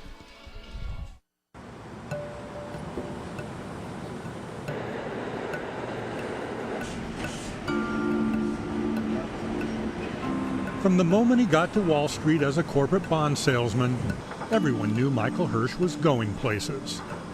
What they didn't know is that Hirsch has always had a crush on his childhood sweetheart. You know, different kids have many different dreams, whether it's to be an astronaut, to be a doctor. For me, it was always to be a football player at Michigan. That was my lifelong goal. Michigan never called, so in 2010 he became a Harvard man. Played on the JV team and was on track for the varsity when one day he had trouble shaking a cough. I thought it was just a cold, maybe a sinus infection, but nothing that wasn't, quickly treatable and could have gone away with just a little bit of rest. When did you know it was more than a cold? When I started spitting up blood. In July of 2011, doctors diagnosed his condition as a rare autoimmune disease. If it's untreated, I would not be here today. It's called granulomatosis with polyangiitis. It targets multiple organs. It classically attacked the nose sinuses, the lungs, and the kidneys. There was a weekend in the fall, and my chemo wasn't working, so my blood numbers were showing that my disease was more active. I couldn't even help with the football team at that point because, again, I was so sick and tired. Hirsch would undergo nearly 30 surgical procedures and numerous chemotherapy treatments. Even when the disease went into remission, he was told his football career was done. He earned an economics degree and joined Citigroup in 2014. It's a pretty good career track they're on from the get-go, and it's super competitive to stay on it and keep advancing. But in August of 2015, a relatively healthy but restless Hirsch decided he wanted to pursue the love of his life again. I wrote on a sheet of scratch paper, and it said, "The plan." At the end of the goal sheet, it was one final box that just said, "Touch the banner." It was the first thing I thought of when I woke up, and it was the last thing I was going to see before I went to bed. I looked in the mirror and I said, "You know what, dude? If you fail, you'll never regret it." For the next 10 months, he worked out every day, lobbied the NCAA for medical clearance, and lobbied Michigan's coaches for a chance. all while working 12-hour days. Then last year, on April 21st, Hirsch got a phone message. Hey, Michael, this is Jim Harbaugh calling. When you get a chance, give me a call back. That's some great news for you. And I gave him a call. He told me that I had won my case. I finished up my work here. I had a few minutes left. I had to hold it in because I still needed to go speak with the right people. I got into a cab to leave, and I started crying my eyes out and called my parents and told them that I was going to be a Michigan football player. Welcome to a beautiful Midwest Saturday afternoon. I'm about to run out there with the maize and blue and touch the banner. I just had the biggest smile on my face. I run up there, slap the thing two-handed, and it's like, I did it, I made it. But he wasn't done. Late in the game, Harbaugh called for his fourth-string fullback. Big first down throw into the flat from Shane Morris to Michael Hirsch, the fullback. It was like, holy cow. You just got a pass for Michigan. He went through, the chemo and battled some pretty serious illness. He had the opportunity to take a risk, take a leap of faith, and come put his body on the line for another year playing Division I football. I'm in there forever, man. You can't take it away from me. I'm in that record book. I've played. Hirsch completed his master's degree and returned to work in August. He's gone from the big house to the Big Apple. Back with my team, back in the mix. They welcome me back with open arms, and I haven't had a bad day since I stepped on that field.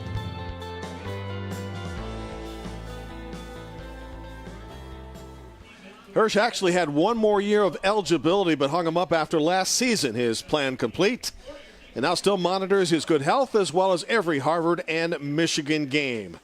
We'll be back with more of the Capital One Halftime Report after these messages. Welcome back to the Capital One Halftime Report. And welcome back to Doyt L. Perry Stadium, where Bowling Green is hosting the Akron Zips. Let's take a look at the plays that may have an impact on your Capital One fan vote.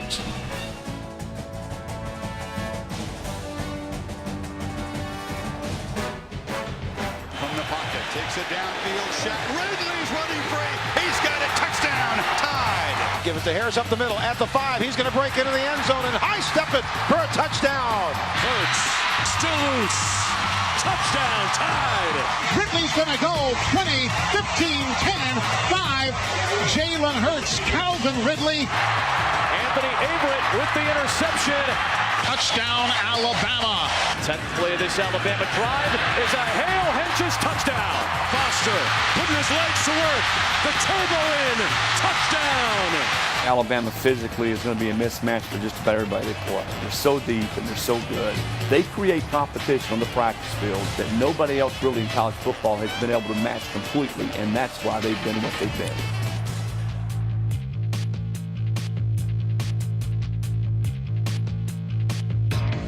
Don't forget to go to ESPN.com or the SportsCenter Facebook page on Tuesday to make your selection for the Capital One fan vote. Back with more after this. Welcome back to the Capital One Halftime Report. Our Capital One Halftime Report continues from Doyt Perry Stadium in Bowling Green, Ohio. Let's take a look at our first half highlights with the Zips leading 20-13. They have already forced 2 first half turnovers in the sunshine. Alvin Davis, number 1 with a pickup. And Akron immediately was into the red zone. It didn't take much longer to score from 19 yards out. Good play action roll by Woodson and the receiver Coney wide open. Jared Dagey, before he got hurt with a back injury on the handoff there for Domer in a short touchdown run, made it 7-6. Extra point was no good. Back comes Thomas Woodson. Very capable of throwing the long ball, and he finds Wolf as his outside receiver to score. Extra point no good, 13-6. Then it's to the ground game and Van Edwards to make it 20-6. Back to Domer. A little bit of a rushing attack tonight for Bowling Green. He takes it all the way down to the 2-yard line. That sets up short touchdown run, a little razzle-dazzle, and the throw actually from the 17 to Folkersman from quarterback Morgan. Here's your first half numbers.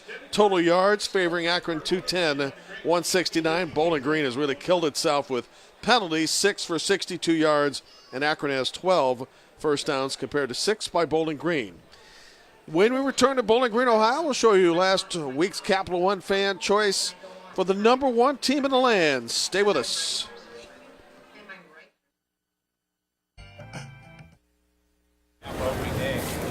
Larry, you got to get those burgers off the grill.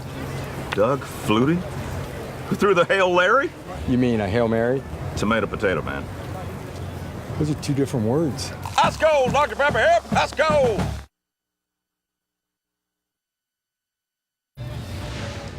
Let's take a look at today's campus moment, brought to you by Dr. Pepper on the campus of Bowling Green State University in Bowling Green, Ohio. These fans are appropriately dressed, very loyal fans, by the way, staying around and hoping that Bowling Green can continue its magic over Akron. As you know, the Falcons have won 8 in a row, and 6 of those by double digits, even though Bowling Green trails at halftime 20-13. Tim Barber, Bobby Carpenter back at Doit Perry, the Doit as they refer to it.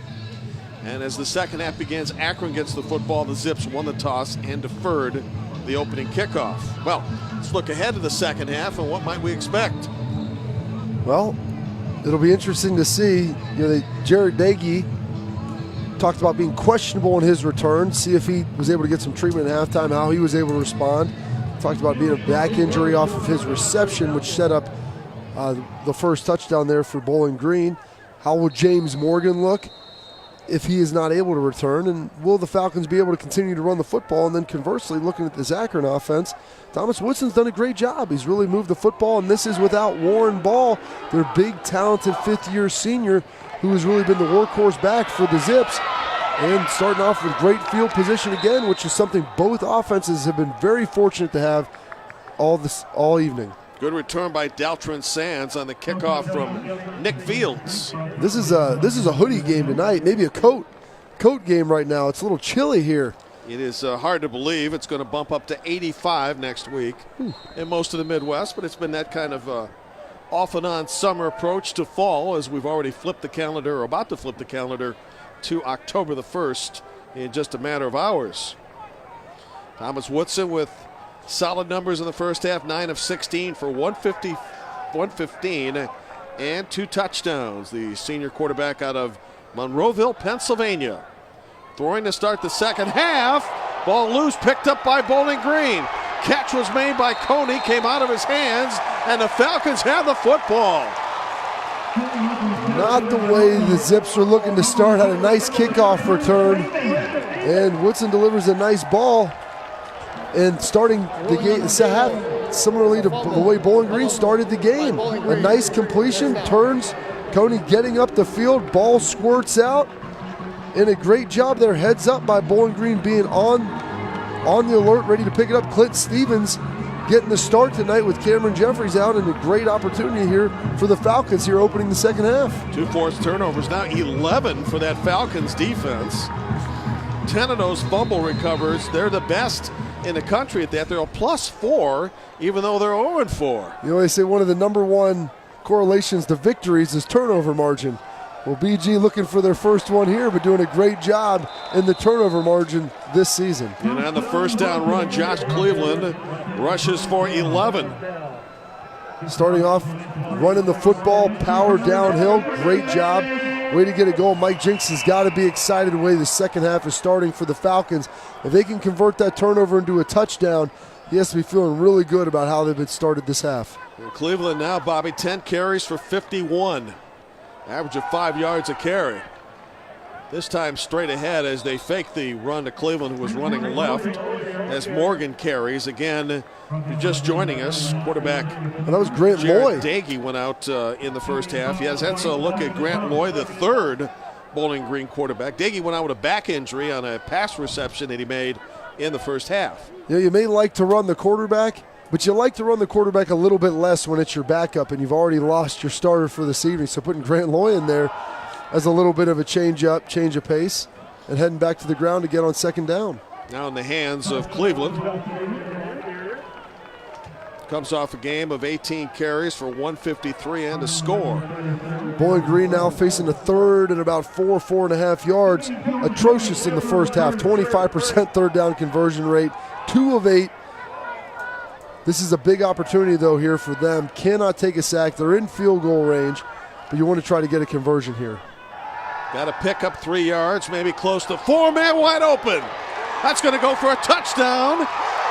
And Bowling Green strikes quickly. 32, Andrew Clare with a reception and a score. And they're within 1.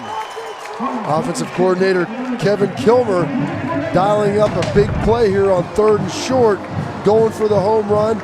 The throwback to Clare, fake the handoff. Great job by James Morgan selling it. Clare, the true freshman. Jinx is so high on him. What a great job for him to catch it, make the move, get in the end zone. And now the Falcons have a chance to tie this thing up early in the second half. I love that sideline reaction there to Clare, who's all of 5'10". Big extra point here would even the game at 20. Clare had the hamstring injury against South Dakota. Played only a play last week. Worried about it, held him out. They thought he was full go today, and you see now the athleticism that he has. So less than 2 minutes into the third quarter, Bowling Green takes a turnover and converts it into a score. We are tied now at 20. Andrew Clare, good-looking freshman from St. Louis, Missouri, on a 26-yard reception for touchdown, plus the extra point, and Bowling Green has battled back off a 4-play, 39-yard scoring drive. Bobby, you mentioned this during our timeout commercial break, that each team has given the ball away to start the half, and the other team has scored. And that is not how the coaches draw it up. When you come out, you find out you have the ball either out of the game or out of halftime. You put together a series of plays, what you'd like to accomplish on offense. Nowhere does the coach say in there, we're going to fumble the ball, give it right back to the other team, and allow them to go down and score. Akron did a good job controlling the tempo in the first half. After that, we'll see if Bowling Green can do the same. Little pop-up there maybe to prevent a potential long run back. Still, it's going to be good field position for Akron past the 35-yard line. And now we'll see if the Zips can recover from the early fumble here to start the second half. Thomas Woodson coming out, throwing a nice strike to A.J. Coney, getting up the field, just coughed the ball up. The Zips offense has looked very good. Their offensive line has been able to move the line of scrimmage, opened up some holes for Van Edwards in the absence of Warren Ball. Warren Ball sustained an ankle injury in the first half. He is not coming back. We've not seen quarterback Daggy either. So a lot of key first half injuries. Hauser also shaken up as well.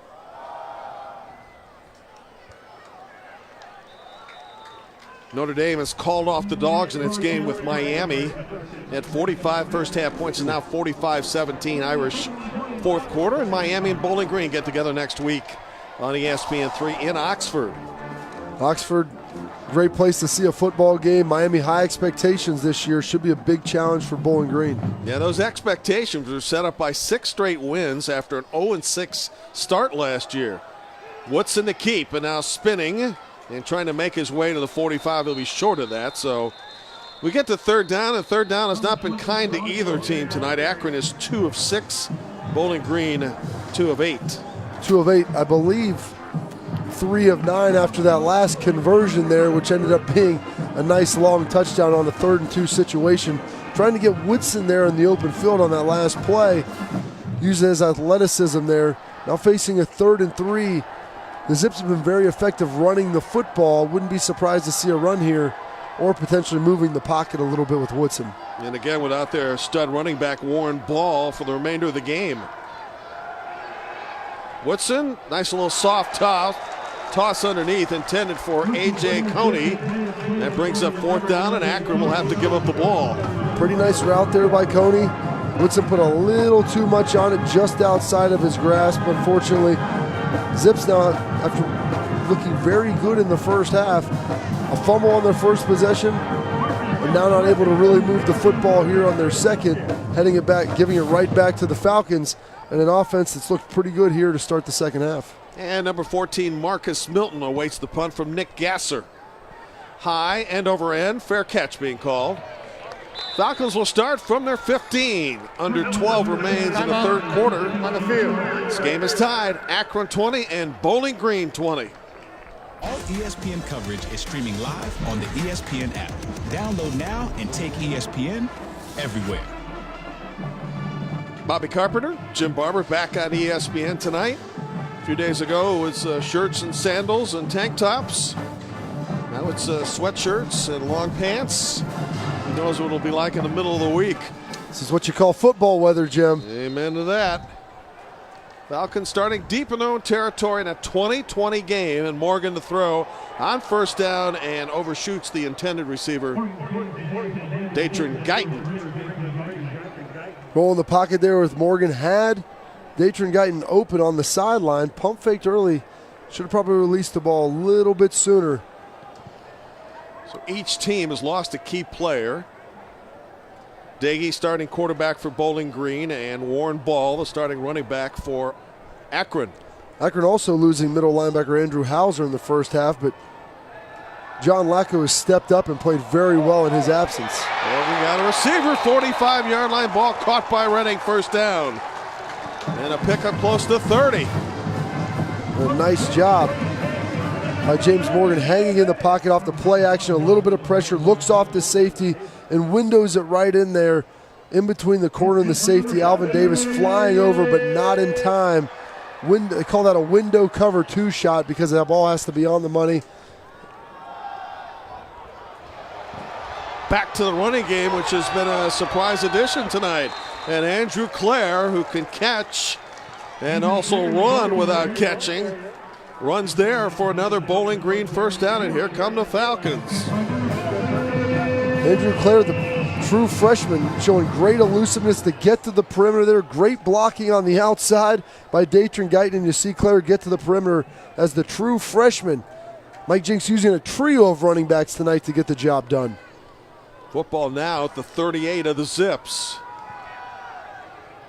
Bowling Green trying to regain control, running into that front four of the Akron defense as Clare carries again. He said against Michigan State he had some special moments, and they really feel that this kid's going to be pretty good in this Bowling Green system where a rushing attack is critical. As you take a look at the third Falcon quarterback, Grant Lloyd, redshirt freshman from New Washington, Ohio. You'll like this, he went to Buckeye Central. Sounds good to me. Keeping the ball himself, and Mike Jinks deploying 3 different quarterbacks tonight. Jarrett Dagey going out injured, true freshman. You have James Morgan, the redshirt sophomore. Now Grant Lloyd, the redshirt freshman. All of these guys very young, not a ton of reps under their belt. And Lloyd now is coming back out as they bring James Morgan back in as the quarterback carousel continues this evening. This is likely a 4-down situation because the ball is inside the 35 of Akron. No safety deep. Chuck Amato looking to light it up a little bit, bring some pressure to see if he can affect James Morgan on this 3rd down. Cleveland running to the far side of the field's got the first down. And drilled out of bounds inside the 25. Well, I'm impressed tonight with Bowling Green's rushing attack, which really has been non-existent prior to tonight, Bobby. It has been non-existent, and they haven't done a great job throwing the ball on 3rd down, but the solution for the 3rd down conversions when you're struggling, why not just keep it on the ground, go behind big left tackle Ryan Hunter and let Cleveland get to the sideline, pick up a first down. Each quarterback is throwing for 2 touchdowns. Morgan flushed out, throwing one to the end zone. And that's one right there where if you're Mike Jinks, you hold your breath as you see Morgan set back up as he has defenders bearing down on him and just heave it to the end zone.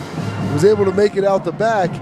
We saw Alvin Davis tracking that ball if it wouldn't have made it past the end line. I think there are any regrets from Jinks about the gadget play in which they threw the pass to Dagey and then he got popped in the secondary, got hurt.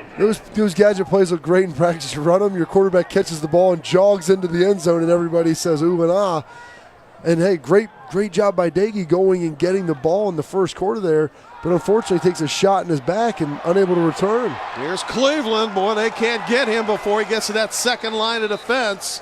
And he carries the football from the 24 down to the 6, a pickup of 18. And Bowling Green has 12 first downs tonight, and half of those just in the first 6 minutes of the third quarter. And Cleveland looking very spry. Looks like he's got a second gear here in the second half, running behind Ryan Hunter again, the big left tackle, getting some push on the left side. Cleveland again trying to get to the end zone, gets plowed over at about the 3-yard line. Looks like Alvin Davis got a hold of him before he get to the end zone. Alvin Davis, very physical safety back there. St. Thomas Aquinas product, produced a ton of college football players, guys in the NFL, Joey Bosa.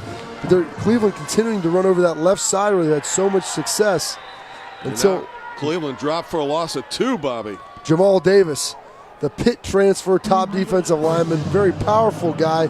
Used to be a linebacker, so you know he has the speed to be able to run. Chuck Amato loves what he gives this Zips defense with his pass rush ability. Let's see what OC Kevin Kilmore calls for here on third down. It is 3rd and goal from the 4-yard line. And in the game, quarterback Grant Loy, the 3rd Bowling Green quarterback. Loy in trouble, sacked back at the 9-yard line.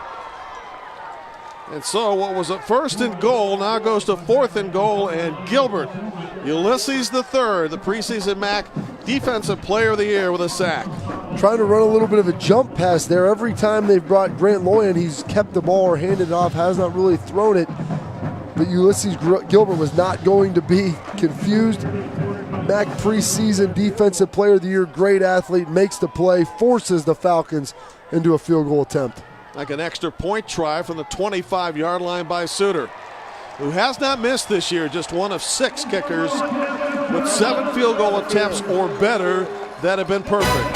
Bowling Green 23, Akron 20. Jake Suter with a 25-yard field goal that caps a 12-play drive in 4 minutes and 41 seconds. And the Falcons, once trailing by 2 scores, now lead 23-20. 7 minutes and change remaining in the third quarter. Mike Jinks, one of the things he wanted to see this Bowling Green team improve upon in the red zone, said we've scored every time we get down there, but too many field goals, want to see some touchdowns. Held to a field goal on that possession. I know he's not happy about that, given the fact 12-play, 77-yard drive, you're chewing up clock, you're moving the football, and then they get bogged down there inside the 10-yard line. In the meantime, Chuck Amato has to be thrilled, defensive coordinator for Akron, preventing 7 instead of, or winding up with just 3, giving up 3 points. Bowling Green has scored the last 17 of this game as Fields kicks. Sands ready to return from his 4. Running to the far side of the field and still going with a football. And that's a good return up to the 38 of 34 yards by Deltran Sands. He's a redshirt sophomore from Fort Lauderdale, Florida. Good job selling it up the field, gets back to the wide side of the field, puts his foot in the ground, gets vertical. Good blocking there, and a nice tackle to save the day by Nick Fields.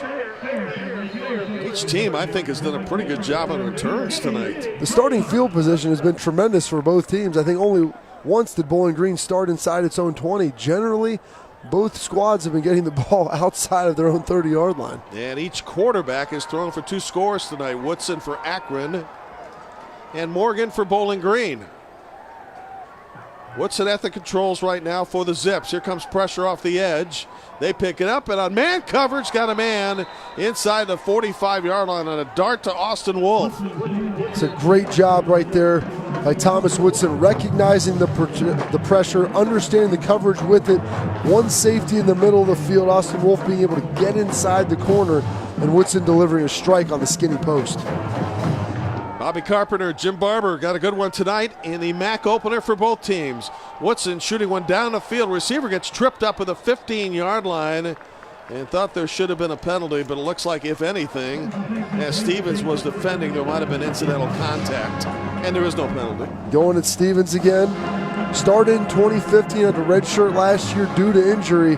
Been picked on a couple of times tonight, but without Cameron Jeffries, their best corner out, You're going to see him and Montre Gregory get tested most of this evening.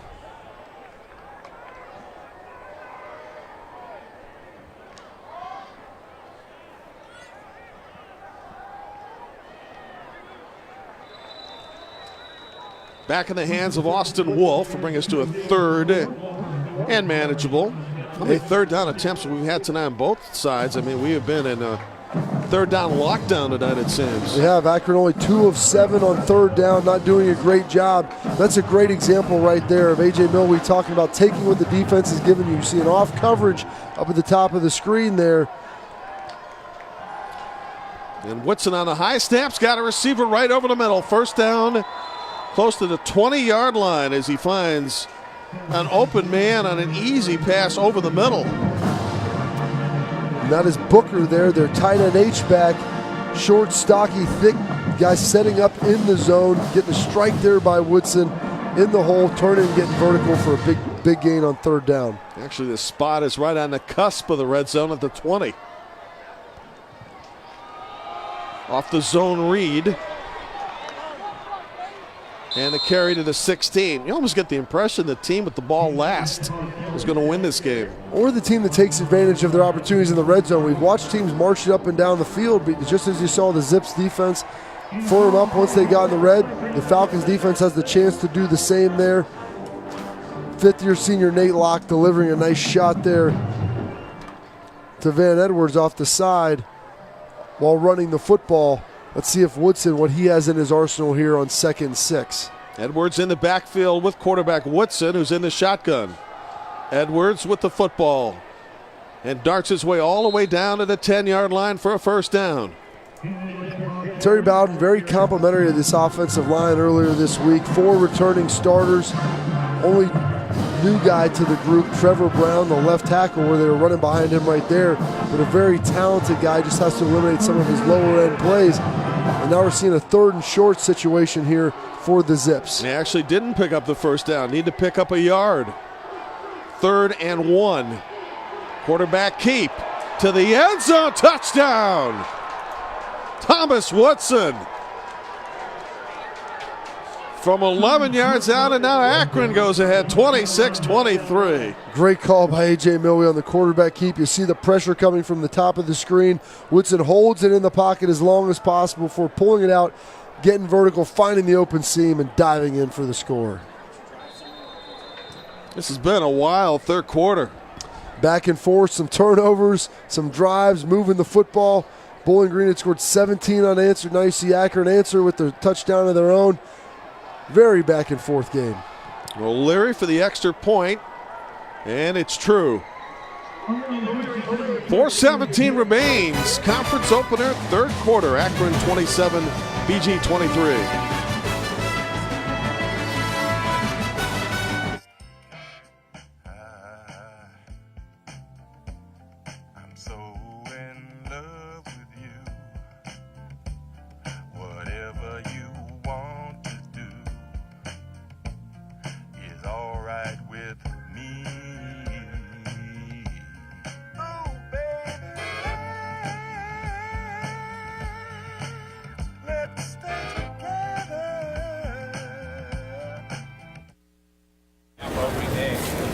Larry, you got to get those burgers off the grill. Doug Flutie? Who threw the Hail Larry? You mean a Hail Mary? Tomato potato, man. Those are 2 different words. Let's go, Dr. Pepper, hip, let's go. In this football game in the third quarter, each team back and forth with scores, and the latest one by the Zips has put them ahead 27-23. This is Bowling Green's scoring drive. This is Claire, the good-looking freshman from St. Louis, Missouri, in the carry. And then Josh Cleveland running to the far side of the field. You see Cleveland using the speed there, the explosive nature. Unfortunately, Bowling Green having to settle for a field goal late in that drive, but very successful moving the football early in this third quarter. And back to live action we go. And the Falcons on a good return up to the 33-yard line. The all-purpose yards tonight have been solid by both teams as Claire returns. And here come the Falcons on offense. Tonight they have used 3 quarterbacks. They They started with Jared Dagey, who went out with a back injury, then James Morgan, and Grant Loy has been in the game as well. Grant Loy coming in to run the football a little bit is a change of pace. Don't want to run James Morgan too much. But Kevin Kilmer, the offensive coordinator for the Falcons, beginning to pull out all the stops as they can smell the blood in the water as both teams want to get this first conference win. Zips with a 4-man front on the rushing play to the 37-yard line. Josh Cleveland is 5'8", 175. Doing a good job running the ball. 15 carries, 80 yards, or 78 yards this evening with a long of 19. Good speed, good explosion, pulling through some tackles. Now Morgan out to the flat. Brings up a 3rd and 2. Cleveland for his career now over 900 yards running the football. And what a great down here. 3rd down. Been the bugaboo of both teams. Akron improved a little bit on that last drive to 4-9. But if you're sitting here, Bowling Green only 3 and 10 on 3rd down conversions, but a very manageable 3rd and 2 here for the Falcons. Falcons right at their average for the season at 30%. And they're going to be right up to the chains, and the outside judge, the line judge, says they are short by about a half a foot. Very close call bringing Donovan Wilson there, the big power back. Try to get downhill and look to be going for it here on 4th. Quarterback sneak, is it going to be enough? Pending spot. I think they gave it to him with a spot there. Pretty favorable. It looked to only be shy by about a half a foot. And that Falcons line got enough of a surge that I think James Morgan was able to get it across the 45. Well, see, that's the key. Don't worry about 3rd down. Just convert on 4th down. They're 2 for 2 tonight. Yeah, you can be bad on 3rd if you're better on 4th. Now in the season, 3 of 8 on 4th down. Look for him to go tempo here so that doesn't get reviewed as well. Yeah. Go quickly. Football from the 45. Play action. Morgan with man coverage has got him in. Oh, in and out of the hands of Scott Miller. And that's right there in the strike zone. You get around the 50-yard line, 1st down. Scott Miller, the Bolitnikoff Watch award list, they put him in the slot. And you see him pull away. He has 5 yards on George. And James Morgan puts it just out of reach, just on the fingertips, unable to come down with it. 2nd and 10. Cleveland running wide. Done a great job with Cleveland tonight on that outside zone run, using his speed. You can take the shot on 1st down if you don't get it. You hand off to Cleveland, you pick up 6 or 7 yards and put yourself again in a very 3rd and manageable situation. BG 3 of 11 now on 3rd, but with the last 4th down conversion, 2 of 2, so maybe they'll be 2 down territory from here as well. Yeah, if they get within a yard of the 1st down. Need to get to the 45.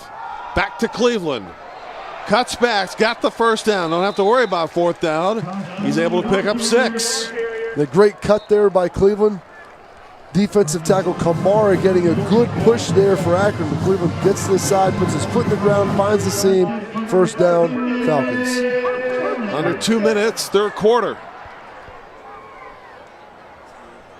Good MAC battle tonight in the Eastern Division.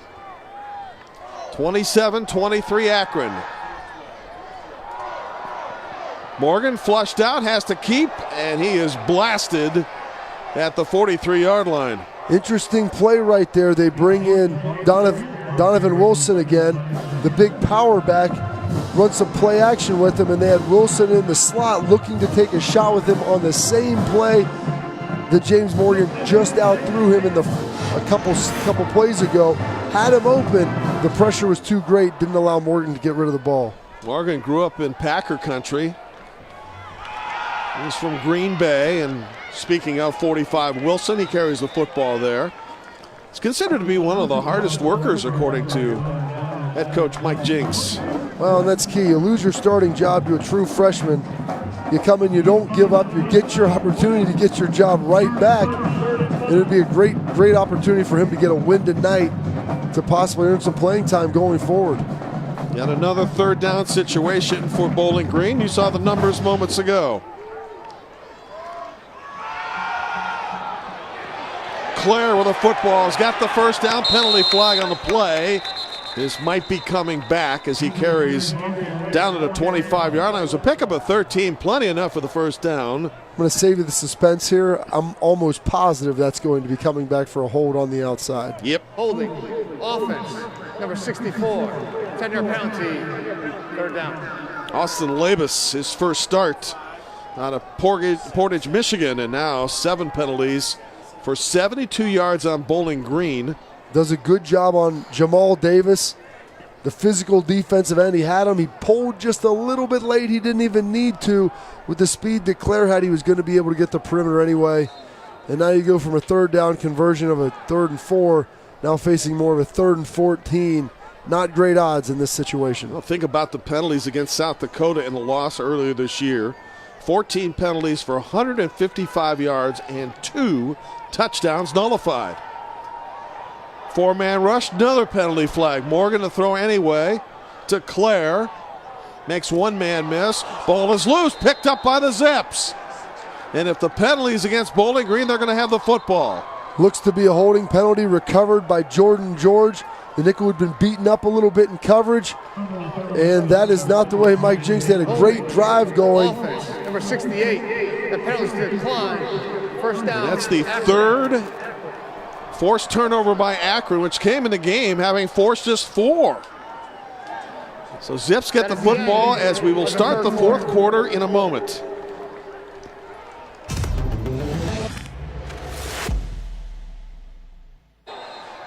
Welcome back to live action. Starting the fourth quarter, Zips on the white visiting uniforms with the football just beyond the 40-yard line.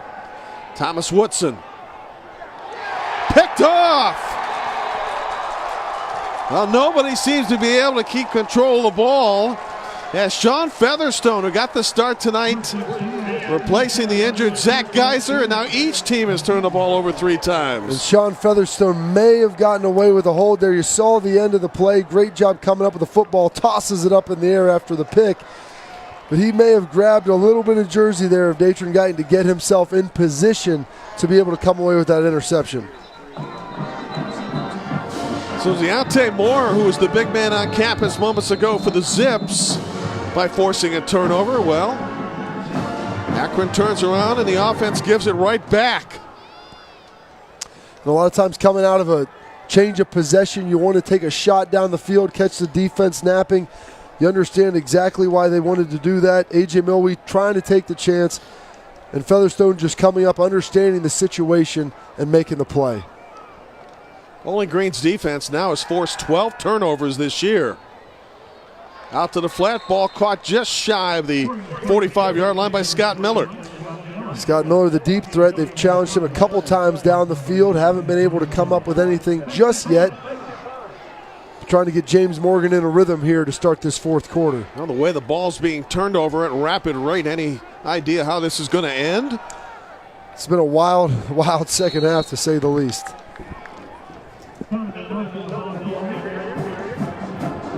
It's big Donovan Wilson. He's the power back in this team from Dublin, Ohio. Now bringing in Josh Cleveland, facing a third down again, 4 of 13. Not a good stat for the Falcons offense. We'll see if they can get that turned around. And they're going to be short by about 3 yards, and I don't know if the Falcons want to take a chance here near midfield with a lot of time left in the fourth. After 2 straight turnovers in about 5 plays, looks like the Falcons are going to want to kick this away, play field position a little bit. Great jobs by the Zips defense. Sudden change situation, coming out, getting the stop, forcing the 3 and out, not making a bad situation worse, and now being able to get the ball back to their quarterback, Thomas Woodson, to see if he can go down there and add to this lead. Third punt of the game by Joseph Davidson. Headed to A.J. Coney, who makes the catch and then falls to the turf beyond the 10-yard line. Great punt by Davidson there outside the numbers. Nice hang time. Let your coverage get down there.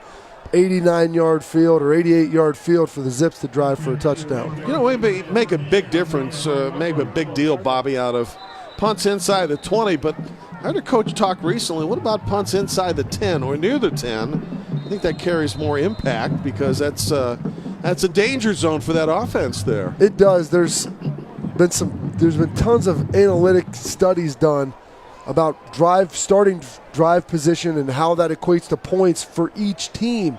Because if you start inside your own field of your own 10-yard line, that equates to about a negative 2.5 points for the opposition, because they usually get the ball back and are able to go down and kick at least a field goal. Yeah, good point. Not much available on first down. You see Schwieterman up there, but he's not the only one. Konowalski getting involved as well. Schwieterman, the two defensive ends, doing a good job tonight containing Woodson, providing some pressure and helping to slow down this running game of Van Edwards in the absence of Warren Ball. Woodson, starting quarterback for Akron, 13 of 23 for 168, 2 touchdowns throwing and 1 touchdown rushing. His rushing touchdown is the difference in this game. Big hitter for Van Edwards, still with a football. Up to the 38-yard line. That's a carry at 25 for Mr. Edwards. Defensive coordinator Periolano electing to bring some pressure from the field side off the 2 receivers. Gets cut. The defensive linemen get cut out of the gap. They pull around big 57 there, Steven Erickson. And what a great job by Van Edwards, following his blockers, finding the seam, and giving his offense some room to work. And the winner of this game gets a leg up in the Eastern Division race of the MAC on the race to Detroit in the MAC Championship. And while neither of these teams are expected to contend for a title, after difficult non-conference schedules, which included some pretty challenging opponents, the victory tonight means a lot. Well, the non-conference doesn't count when you're talking about who's going to get a chance to go to Detroit. So right now, both of these teams are undefeated in the MAC, both sitting in the MAC East. Chasing a Ohio University right now that's 2-0 after their victory today. They're doing a great job up at UMass. But both of these teams, especially Bowling Green, have had a lot of success in the past in conference. Akron will have Ball State next week for homecoming. Spot will be at the 41-yard line as we're getting down to 11 minutes for the game. Each team has banked its 3 timeouts. And as high scoring as the MAC typically is, and you see the ball being thrown all over the place, the big plays have mostly come out of the running game tonight, especially on third down. Teams have been relying on their backs or the legs of their quarterback to make a play. Akron has been very good on third down tonight and for the season, 4 of 9 going into this next play, and near 48% for the year. That's in the top 20 of FBS statistics. Need to get the ball to the 47. Woodson throws and he one-hops it, and they'll have to kick it away. Intended for Quadarius Smith, who's been quieted tonight by this Bowling Green defense. He has one of the best receivers for the Zips. Last week had 4 catches for 103 yards in the loss to Troy. Woodson tried the back shoulder fade right there, but no dice on third down. So back to return, Marcus Milton. And to punt, Nick Gasser. Playing field position game now the rest of the way. Bowling Green needs a touchdown to go ahead. Dangerous punt right there. Hopefully Milton's alerting everybody. And you always get worried. Sometimes some of the best punts are ones that aren't the longest. They're ones that go about 25 yards and nick off one of the returners. And before you know it, you can pick up a big gain on a turnover. All right, Bobby, we'll get back to business in a moment with Akron leading Bowling Green 27-23. Two teams tonight separated by just 8 total yards. More importantly, 4 points. Zips 27 and the Falcons 23 with more than 10 to go in the game. Zips get their defense set. You see number 10, Bell, back in the secondary. Or rather in his linebacker spot. That's Brian Bell. And the Falcons from their own 28.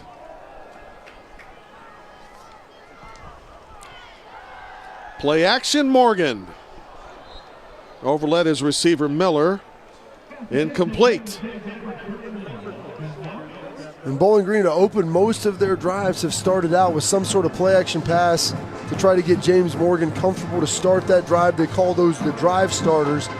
He's been effective at some, but he's missed a number of receivers early on in the drive. Scott Miller being open there just kind of airmailed it a little bit. Bowling Green, Bobby, controlled the line of scrimmage last year in the win at Akron, rushing the football for 218 yards. Redding on the catch, short of the first down at the 25. They'll need 3 yards now on third down to continue the drive. And Cleveland doing a great job. 19 rushes, 94 yards, almost 5 yards a carry. And a lot of those have been on critical third downs. Falcons not having a lot of success throwing the ball, but have had a lot of success with in Cleveland's hands. And the first third down conversion in a while here for the Falcons, improving it to 5 of 15. Not a great number for the night, but they've been able to pick up some critical third downs when they need to keep the drives alive. You know, this team was averaging just 81 yards a game, rushing the football coming in, and you saw the numbers by Cleveland, 94 by himself. Play action, Morgan to the flat. And pending spot at the 35, maybe a little bit beyond on the diving catch by Miller. And Scott Miller's done a great job here recovering, had the early fumble to start the game, but a decent ball put out there by James Morgan. A nice catch by Scott Miller. Good hands, secures the ball. 2nd and 3 now for the Falcons. Picked off, and it's going to be run back for a score. Kyron Brown with the play of the defensive game for Akron, the 4th Bowling Green turnover. And what a play right there by Kyron Brown, squatting on the out, driving the football, and making the play. A little quick play action there, as you see, and not to be fooled. And I put some of that on Guyton for not driving him off and showing the deep threat more down the field, but Kyron Brown doing a great job on the interception, converting it to 7. And now Bowling Green has their hands for as they're about to go down 11 with under 9 minutes to go in this game. That sends some of the Falcon faithful to the parking lot. Extra point now can make it an 11-point lead. O'Leary, and the kick is good. Coming into this game, the Zips had forced just 4 turnovers tonight. They have come up with 4. Doing a great job here as you watch Kyron Brown drive the football, pick it off, and that is a boomerang going the other way. Touchdown, Zips. Prior to tonight, number 4, the boundary corner, Kyron Brown, had forced a fumble. But moments ago, he got a pick that may very well decide this football game.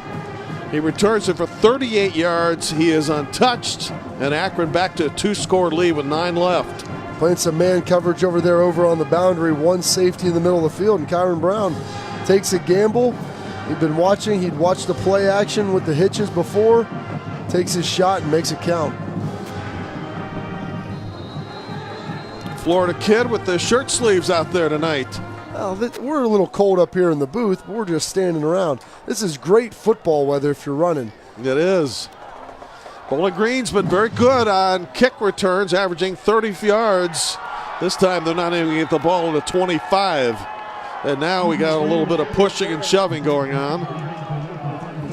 And this will be a true test here for James Morgan, how he is able to respond after throwing the boomerang, the pick 6.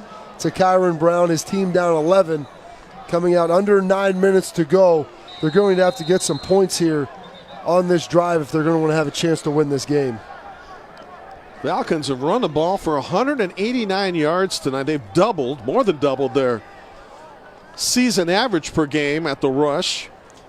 And a lot of those yards coming from Josh Cleveland doing a great job. Almost 100 yards for him, another 42 from Domer. And the freshman Claire chipping in with 27.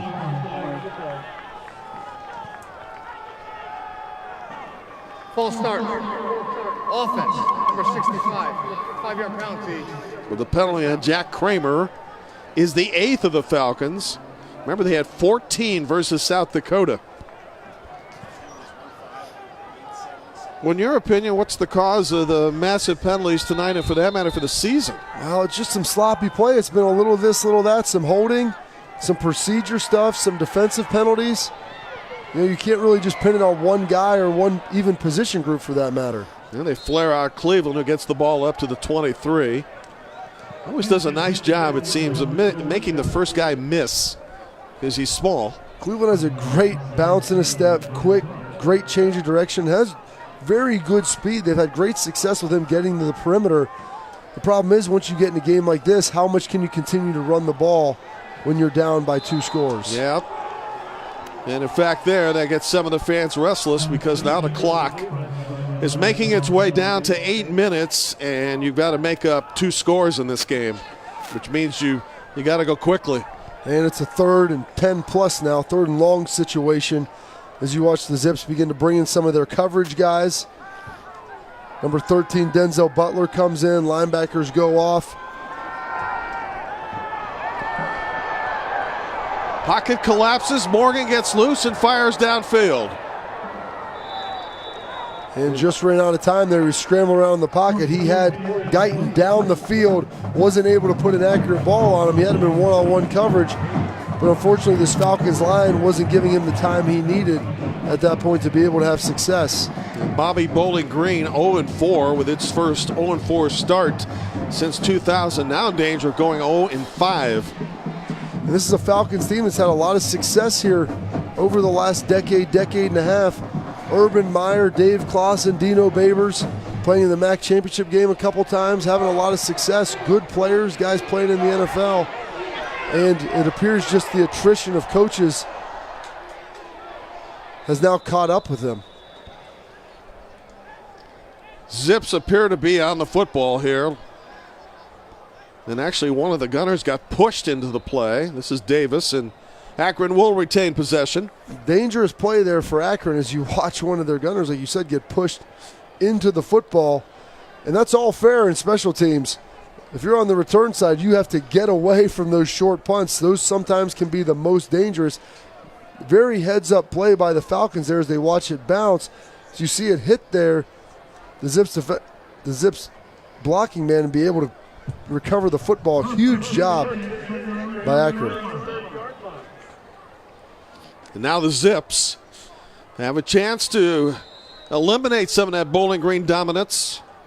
Win for the 8th time in this 24-year rivalry. Bowling Green had won 8 straight, and 6 of those double-digit victories in succession. And which would make it even more impressive is a loss of the star running back Warren Ball, who was knocked out in the first half with an ankle injury and has not returned. Terry Ballard said it's important for them to run the football. They're never going to run it if that's not something that's available to them, unless it's the last 4 minutes of the game. And you're getting into a 4-minute situation now where you're up 2 scores. You want to start milking the clock. You're watching the pace of play slow down dramatically. And if the Falcons have any chance in this game, they're going to need to force a 3-and-out here, and it starts up front with their defensive line. Let's see if Konowalski and Schwederman can make a play. Zips burning a lot of clock right now as Edwards carries on 2nd down for 9. It'll bring him to 3rd and 1. Not the situation you want to be in for Bowling Green. Did a great job on 1st down, forcing a 2nd and 10, giving up 9 yards on 2nd down. Akron not great on 3rd down, but much better than Bowling Green going 4 for 10 so far this evening, but a very manageable 3rd and 1 here late in the 4th quarter. And this is where the Zips have been very good this year. And they will use as much of the play clock as possible. That's the red digit that's running in the lower right-hand part of your screen. On the zone read, and that appears to be enough. Well, Terry Bowden's got a chance to win for the first time as Akron coach over Bowling Green. Of course, he comes from the first family of coaching. Father Bobby, the legendary coach at Florida State, all-time winningest FBS coach. His brother Tommy coached as well. And Terry's mom, Ann, was honored by the Hall of Fame as the Hall of Fame mom of coaches because with the 632 wins, she has been witness to many of those in person, many of those on television. And in fact, there were weeks where Bobby be coaching in the first game at Florida State. And in the second game, it might be Terry at Auburn, maybe at 3:30. And then it would be Tommy, maybe at the 9 o'clock game. So she had to sweat through a lot of them, and she carried them through. And Terry was saying, he goes, the only way it's a win for Mom is if Dad wins, Tommy wins, and I win. Yeah. She goes, 2-1, that's not good enough for her. Nope. She needed a 3-0 to feel good about the night. Tough being a coach's wife, tough being the mom of coaches as well, because these guys pour their life into their craft. Terry Bowden spending now a number of years here at Akron, won 5+ games the last 4 years, struggling to get a start, but they looks to have a Zips team that appears to be hitting their stride as they enter conference play. By the way, Dad Bobby just about to reach 88 years of age in November. Stays fit. Once or twice a week he serves as a speaker, gets up about 5:30 in the morning and gets his day going with wife Ann. 30-second timeout.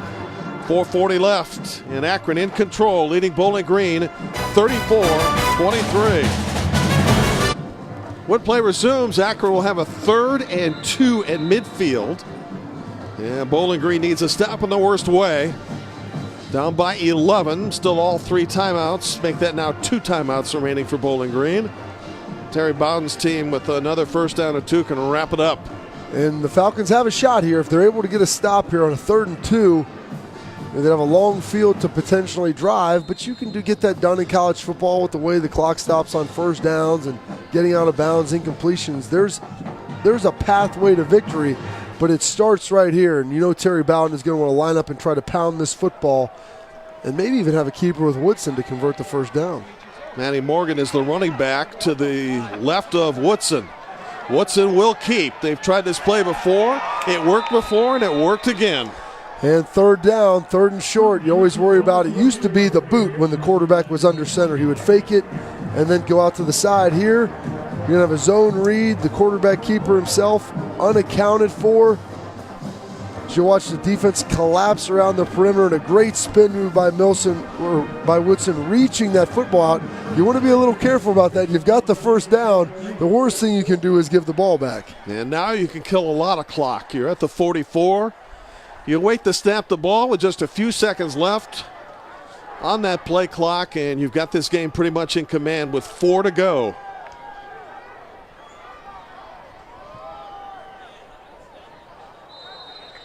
And now's the situation the Falcons know you're going to run the football. You have to run the football. It's 4-minute offense. You can always try to throw something pretty high percentage if you want, but the risk of an incompletion stops the clock.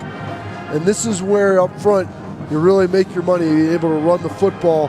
A veteran offensive line for the Zips, 4 returning starters, going against the strength of this Falcons defense in their defensive front.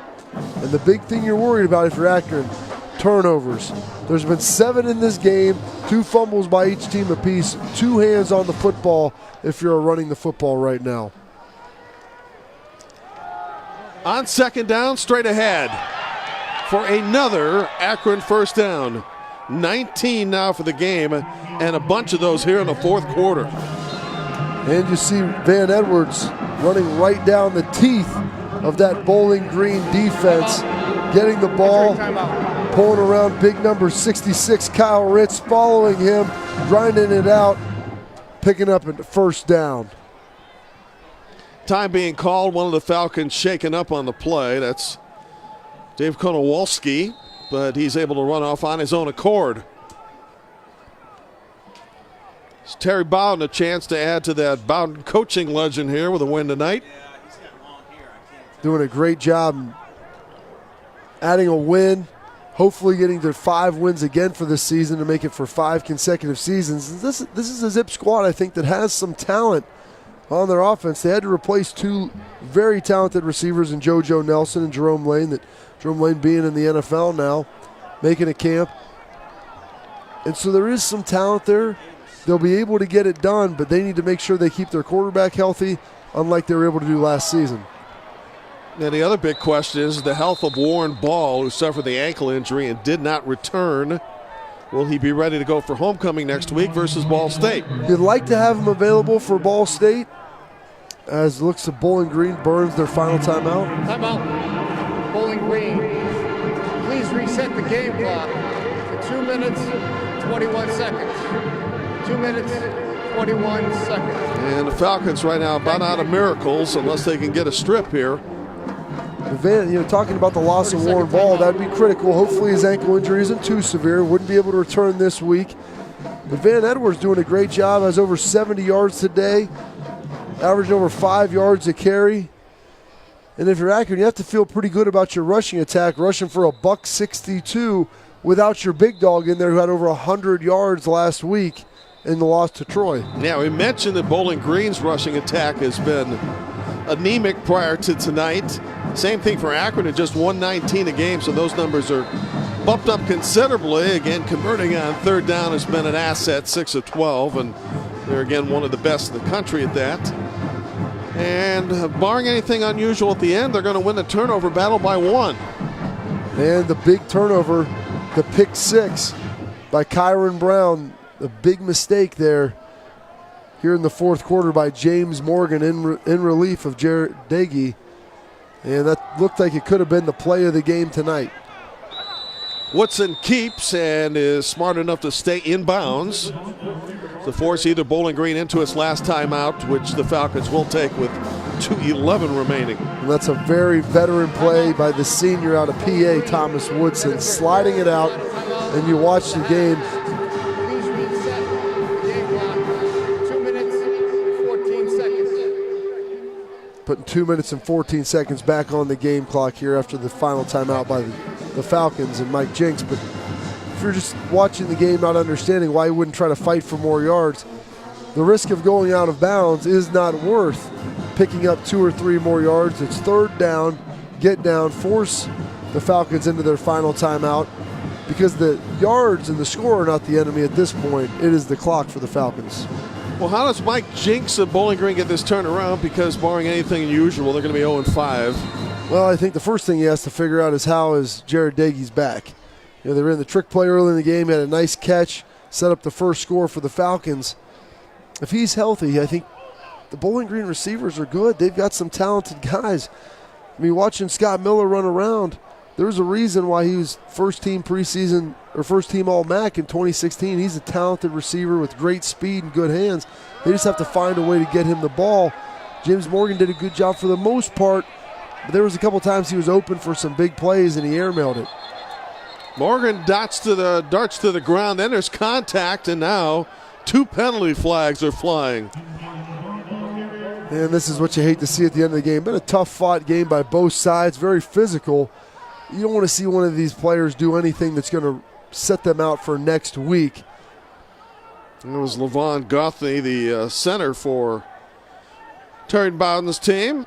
Been suffering through a high ankle injury.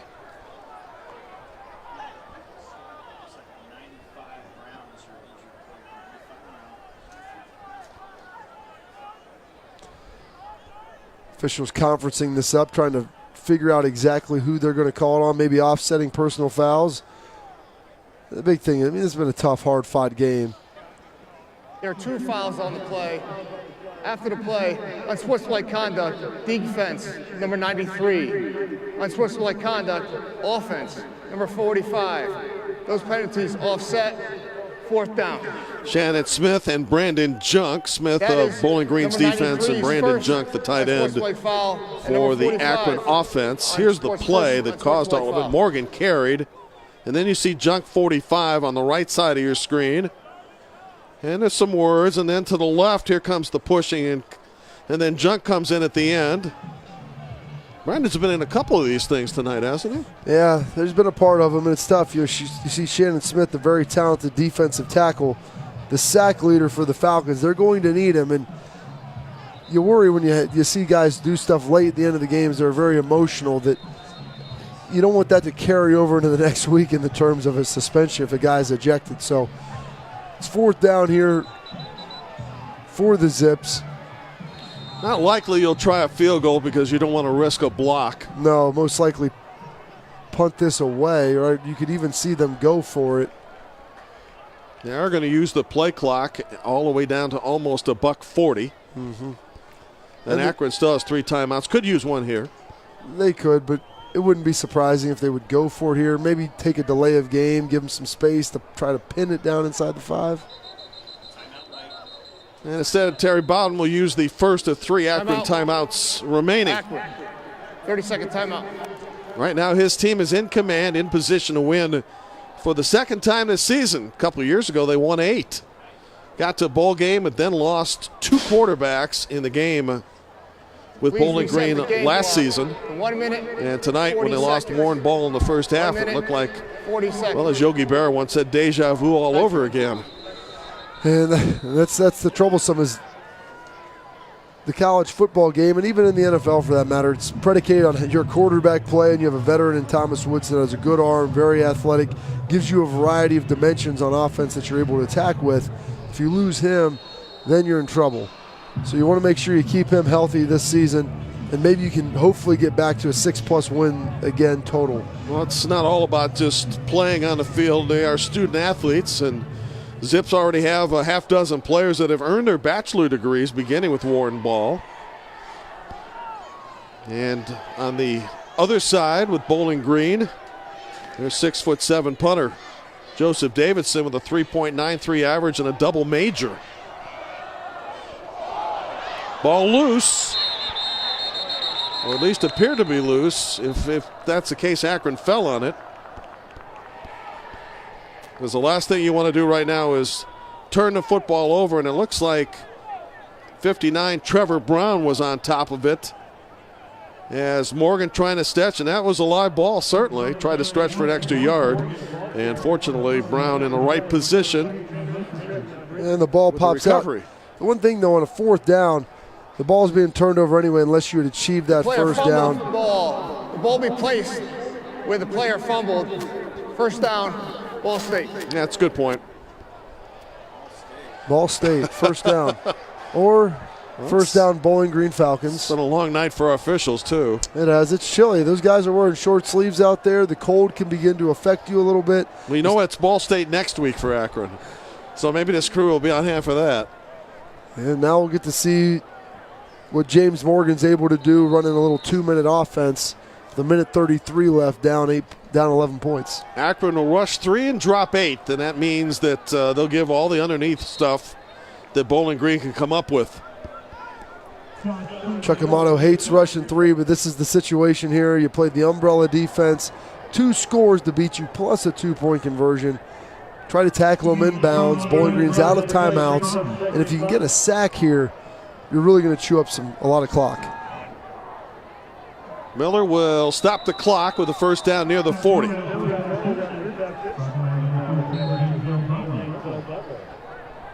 unless Bowling Green's able to get a chunk play here, they're not going to have near enough time to be able to get a touchdown, and even with an onside kick, be able to get a field goal. Once again, a 3-man rush, and once again underneath to Cleveland.